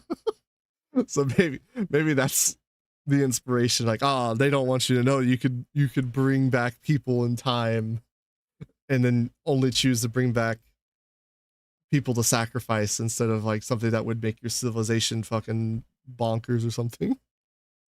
Um, it's fine. I'm enjoying it at least. It's interesting. I feel like it's more interesting in concept than like the show itself for me right now. But I'm not hating it. Um, try to get this stream knocked out here. It's planning on being a little bit shorter, but I yap too much. Inept Villainous, I am probably about middle of chilling. I'm liking it. I like the villainous stuff. Uh, I want the pace picked up a bit. It'd be nice to get over her weak and can't do anything state. Yeah, I mean it does hint that she's gonna become like a warrior and stuff. I think this is only I think Red River is only like one core. Um, you can cancel my calling for saying Shoujo has its elements of a shonen manga. I mean, To be fair, the Rumiko Takahashi stole elements from this apparently, since it came out 2 years later. No movie that's not chillin'. I mean, they haven't done anything super crazy with it quite yet. Like, I'm enjoying it. But we're kind of like, I feel like I'm kind of in a state where you kind of have to wait on like where it's going, right? I like where it's going so far, but I don't know where it's going. Like, you know what I mean? Like, I can't see where the end point will be. So it's like, it's Schrodinger's sort of like good, right? Like, it could be going somewhere good, could be going somewhere bad. I don't know. Inept Villainous is one of my favorites of the season. I really like the conflict between the two. Yeah, it's a fun concept because like it seems like it'd be especially fun for the voice actresses who get to do both like the sweet like the very nice character and then also the mustache twirling yes I switched button. It is a very fun premise and I like the setting of not China. It's a very fun aesthetic. Yeah, I feel like I feel like we're chilling. Maybe I put it above Supermarket. Yeah, I'll probably put it above you just saying. Maybe we'll put it at the top of chilling. I will say trajectory wise, it's kind of like it's not going up or down. It's kind of just you guys crazy. There's one of us. There's just me. There's no guys. Unless you're talking about people in the chat, then that's fair enough. Put it above Tanya. I did put it above Tanya. Jadagar, Witch from Mongolia is a wow. I had that. I had it at number 3.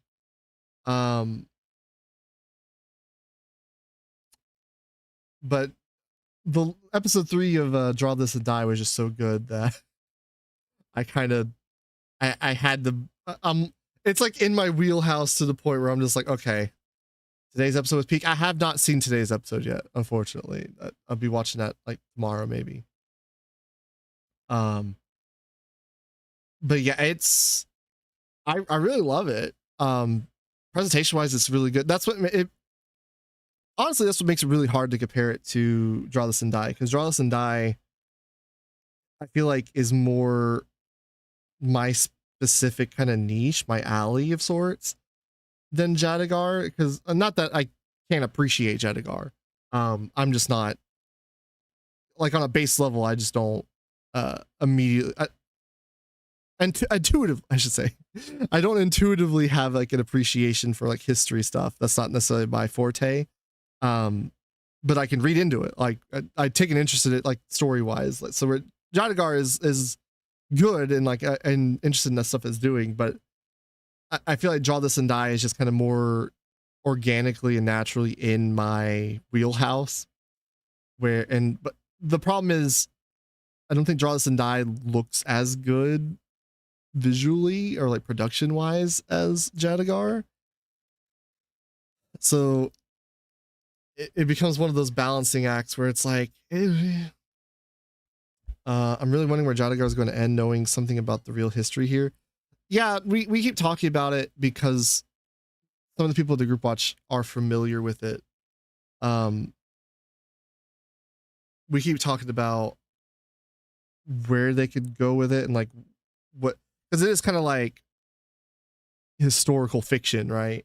In the sense that like you're playing with sort of the details of history. Like I think I know one of the brothers is reportedly who died under like mysterious circumstances, and there was like one that died from a witch or whatever. And so I was like, okay, so is that kind of where we're going with it, or is it going to like subvert your expectations with your knowledge of history? It'll be interesting to see where it goes. That being said, it is in the title. That being said,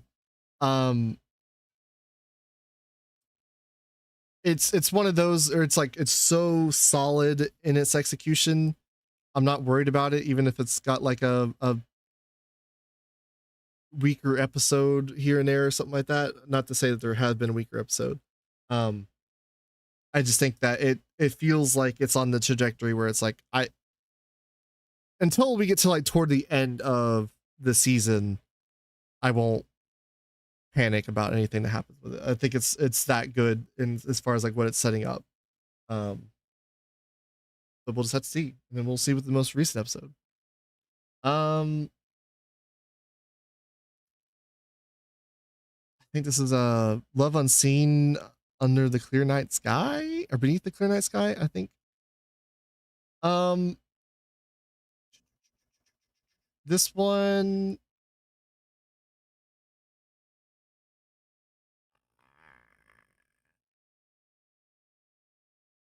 I think I'm putting it. I think I'll put it at the top of Chilling. Um, how to explain this one? Because like I have issues with it. Why are you laughing at me? um, I have my issues with this one. Uh, as far as like the exposition and him kind of like over explaining things. I didn't even chance Windows of Justice with the brand synergy. I think this account is like older than, maybe not. I don't know. Can't remember. Um, I think I tried naming it the Weeb Crew and I couldn't. I think I tried. I think I changed the channel name or whatever but I just don't think our handle is the Weeb Crew. Um, really pleasant romance. Yeah, like again, I have my issues with it as far as like the dial, like the internal monologues. I think he does kind of over explain at points. Like I was thinking in the most recent episode with like the fireworks and stuff. Um, the guy like shows his arm and then you intuitively understand, because like they do make it a point to like have him be like, oh, it'd be hard to do if you're blind. So it's not like you can like it just slip your mind. Like he is just directly saying that she is blind in that same sentence or whatever. And then like he shows his arm and then he's like, oh, never mind or whatever. And then like he's like, ah, yes, those burns must be from fireworks. It's like, you don't really need to keep that in there. Like I think we got the point. But I don't hate it because it almost kind of fits, because it kind of fits thematically with him having to like explain the world around, where it's like he's kind of being forced to confront and observe the world in a way that he hadn't before. So I don't hate it. I don't hate that aspect of it or whatever. I think you can make it work, but it is a little silly. It is a little bit of a hang up. But I really like what's her name? I can't think of what her name is off the top of my head. Pull her up here.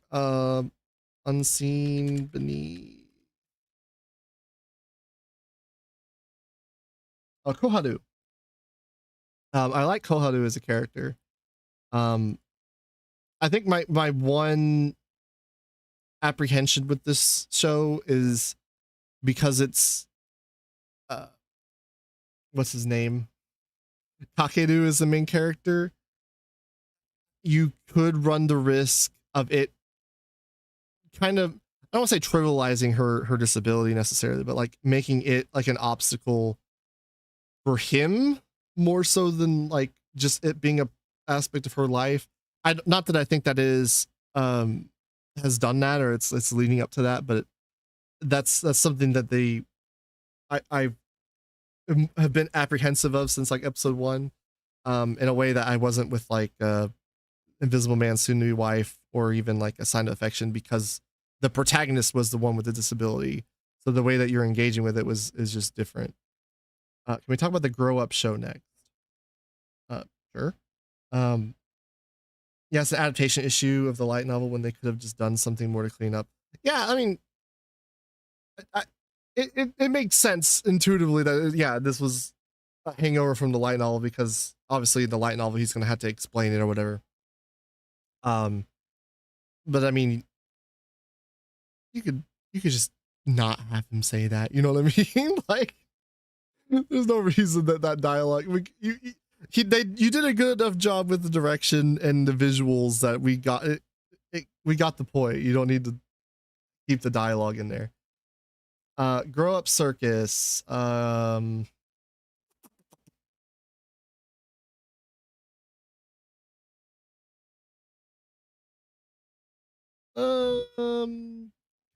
of toward the top of good.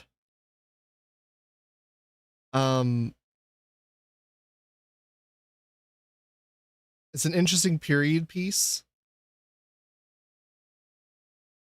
MC Dude personality is like getting your foot stuck in the mud, then your shoe comes off and you leave it there and walk off. I mean, a little bit, but I don't. You can't hate him. He's got a moe element to him because he's kind of, you know. But grow up circus. Um, I what am I on? Episode 3? Is that the most recent episode I watched? Grow up circus. Yeah, episode 3. Um,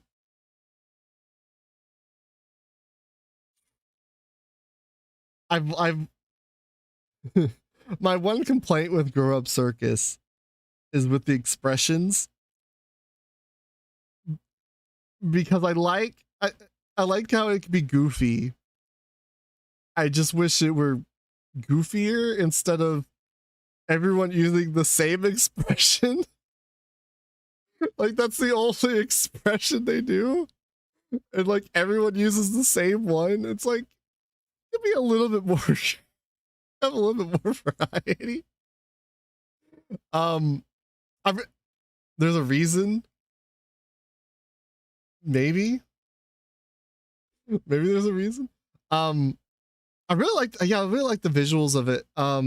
This is one of those where I feel like they are utilizing CGI really well. This and World is Dancing. It's kind of a downer for me for both of those watching the CG because I'm like, CG's getting good now. Like I can tell it's CG, but like we're getting to the point where I don't hate CG and it's kind of sad in a way. But I do like the motion in this. I saw someone was comparing this to Grow Up Circus to Kaleido Star because they're both acrobatic anime, and they're like, oh, Kaleido Star had so much better animation. I'm like, what? What do you like? I can see like saying the aesthetics are better if you prefer the Kaleido Star aesthetics, and then it's been a minute since I've seen Kaleido Star, so maybe like it had better shot composition, maybe, but it definitely doesn't have better animation. I don't know what. 0 out of 10 unrealistic stallion. Yeah, true. But I'm enjoying Grow Up Circus. I don't know where they're going with it quite yet. I'm here for the vibe. It's almost like a we chillin', but we're here for the vibes because it's good. It gave me Kaleido Star vibes for sure, but it's not better anime. I mean, yeah, they are both about what do you call it? Acrobatics. I'd say the only difference is obviously the protagonist in this is an unwilling protagonist. Like it was like Yawara, whereas in the Kaleido Star, she's more willing or whatever. She actively goes out of her way to join the circus. But yeah, Grow Up Circus has been nice. I'm glad that we have 2 good anime originals, considering this year has not been very good for anime originals. It's a good execution of cute girls doing cute things. Yeah. I didn't really think of it as a cute girls doing cute things show, but yeah. I guess because it wasn't necessarily like a what you call it. Um I forget the Yonkoma thing that I can't think of it. Anyway, um I want to love you till your dying day. You'd actually put above fighting games. I mean, fair. I don't have. I mean, I don't think they're far apart. Um, I want to love you till your dying day. Probably there. Maybe. Um, I've been liking it. I've been liking the execution of it. The cliffhanger in the end of the most recent episode was interesting.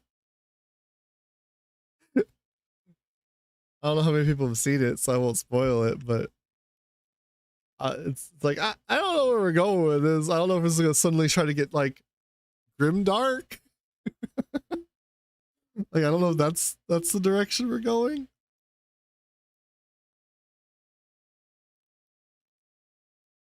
Have I seen the last episode? Let me make sure where I'm at.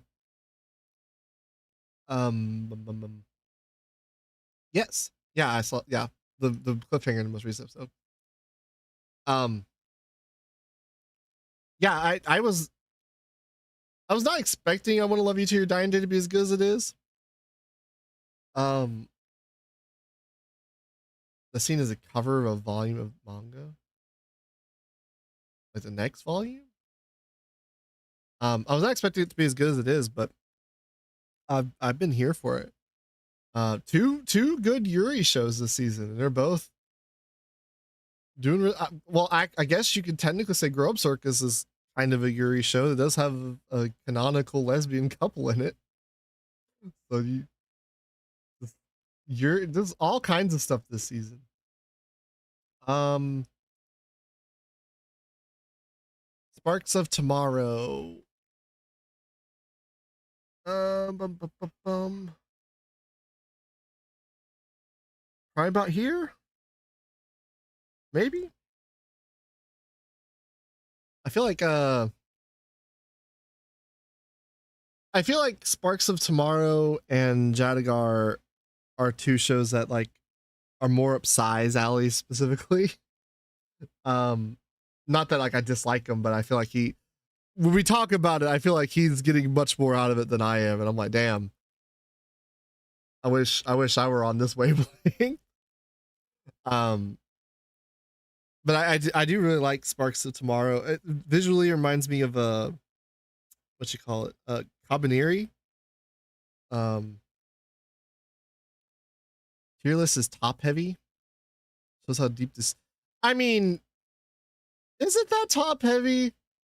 I mean, we have all this stuff that is down here.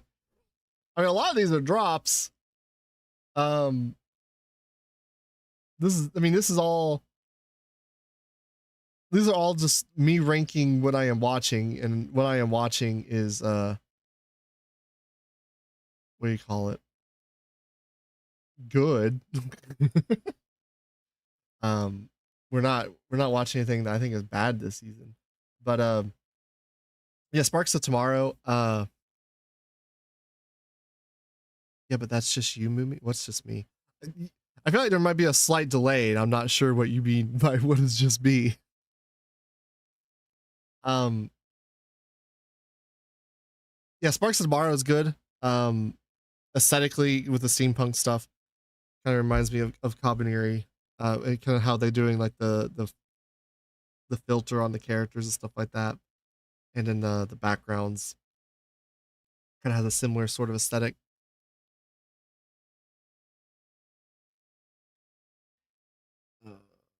Most of those are Japanese centric ones that no Western watch it. I usually drop that amount of jank, but I rarely have that many shows that are in good or above. I mean, like at this point in the season, depends on what you're defining as good, because this is only like a 5-point scale. So technically, this is like a 3 and 4. I guess that'd be like a 10, 8. I don't know. Um,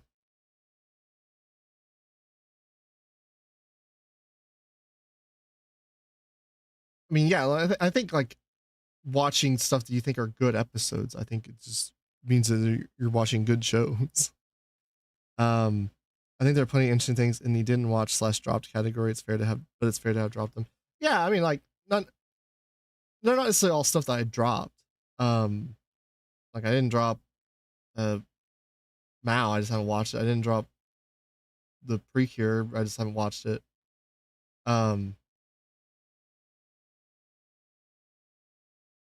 Yeah, that's not just. I mean, I guess I dropped season 1 of ReZero, but I haven't watched season 4, obviously, so I think I dropped it. But yeah, I'm enjoying Sparks tomorrow. Let's just knock these last 2 out. Uh,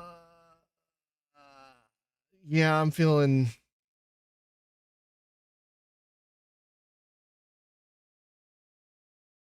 like on Bang Dream, and kind of about the same on Magi Lumiere as far as chillin' goes. Bang Dream, I'm not the biggest fan of Bang Dream. I wasn't the biggest fan of My Go. I liked it all right. I liked was it episode 3 that everyone liked. I liked that episode.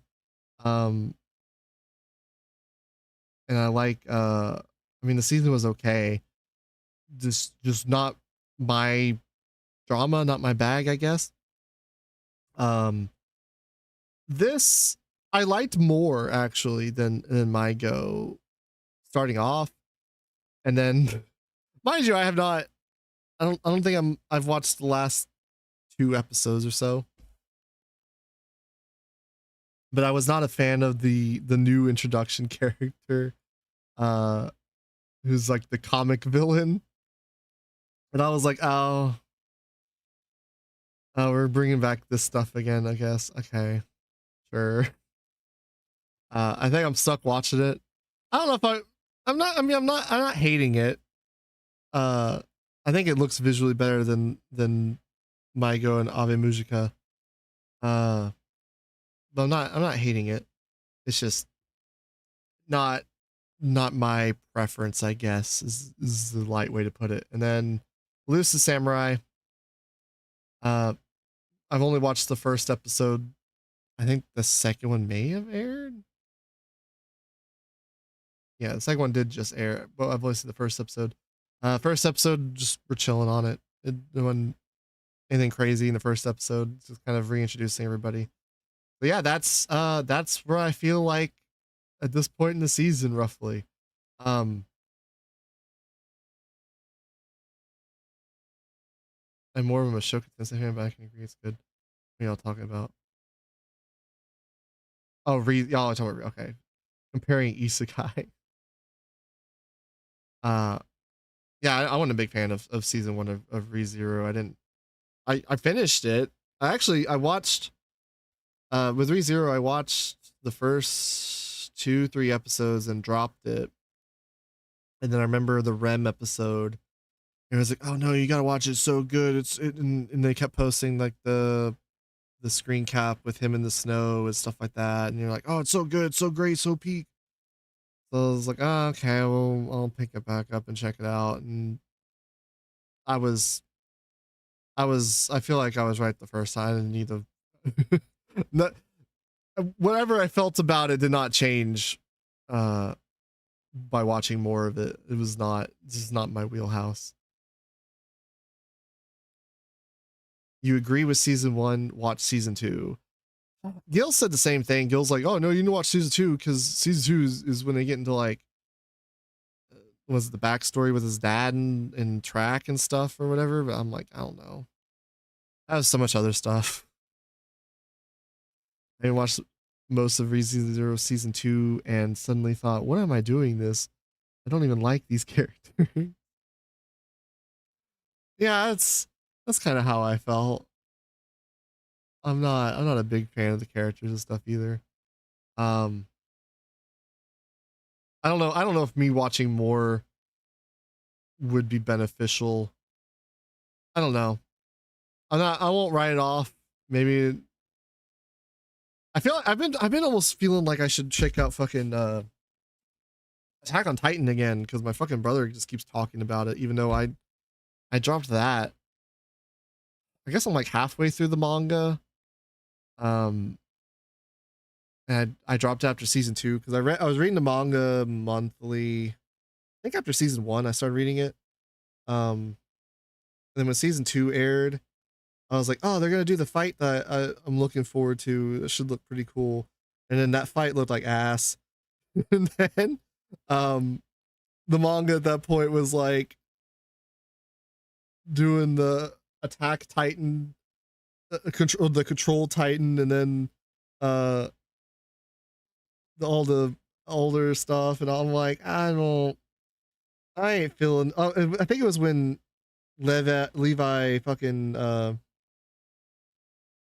fought Kenny or whatever. I was like, yeah, I'm good. I think I'm done with this. Attack on Titan is a show that I admit is good, but I dislike it. I'm tempted to go because like everyone's like, oh no, season 3, season 3. Um, I kind of feel like I should go check it out again, but I don't know. Maybe we'll see. But yeah, that is the official Weeb Crew tier list rankings of the season. Don't ask Sai about it. You already agreed. um, probably we'll try to do this weekly where we just talk about like the newest episode. Maybe I don't know. We'll have to talk about it. We'll have to spitball it. I don't know if this is something people are interested in. Um, but if I don't know if people are, let me know. Well, maybe we'll do it. I don't know how this is gonna. I don't know if the chat replay comes up with on like the VOD playback, but I don't know how that will be for people watching the VOD. So if you're watching the VOD, I've just been talking to myself and there's no chat. I'm sorry. It does for Twitch for a while. That's good. Next time make Sai do it by himself. I mean, we can do it together. I don't know if he'd want to sit here and ramble off by himself. it's it's an interesting experience. Oh, I might try to do more streams myself since I'm around and he's got a job and he's doing stuff. Maybe I can stream. I don't know if I'm gonna stream on both. I guess there's no reason I shouldn't. Um, but I don't know. I feel like Twitch might be more of a thing for just random shit, but I don't know. I've been kicking around maybe streaming like Annie Guesser, is that what it is? Like I feel like that would be a fun thing to stream, just trying to be the rain bolt of anime. I on Twitch, Mumi on YouTube. We cross streams. That would be entirely schizo. I don't know. We need to stream on both. I think when we actually tried to initially stream on Twitch, they still had the rules that you could not cross stream. You couldn't stream on YouTube. But I think now it's just like you can't have uh, the YouTube chat on Twitch stream because they can't moderate YouTube chat. I have no idea what the fuck is this show. Oh, this is is it Asterisk War?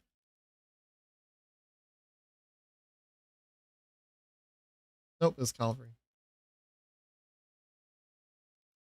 Um, yeah, this seemed like it'd be a fun thing to try and I What?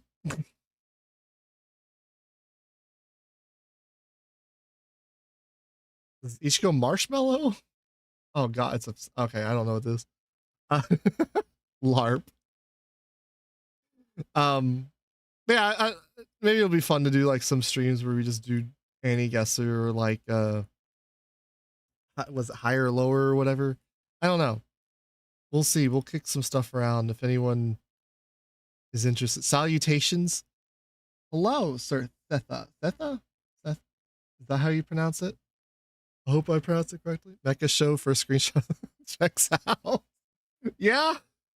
I was like, what is I almost thought it was like Orihimo for a second. I'm like, no, this looks like early 2000s. This doesn't look like Orihimo visually. Yeah, we'll see. Maybe I'll try and do more little one-off streams and stuff. As far as like the tier listing kind of stream, maybe we'll do it once a week. Maybe I'll do it once every other week. I don't know. We'll see. I don't know what we're gonna do on that. But yeah, I feel like I should try to do more streams myself, just because I'm around. Why not? Something to do. Just put something out there. Bro's been talking to stuff for 2 hours. I know. It's I can just yap.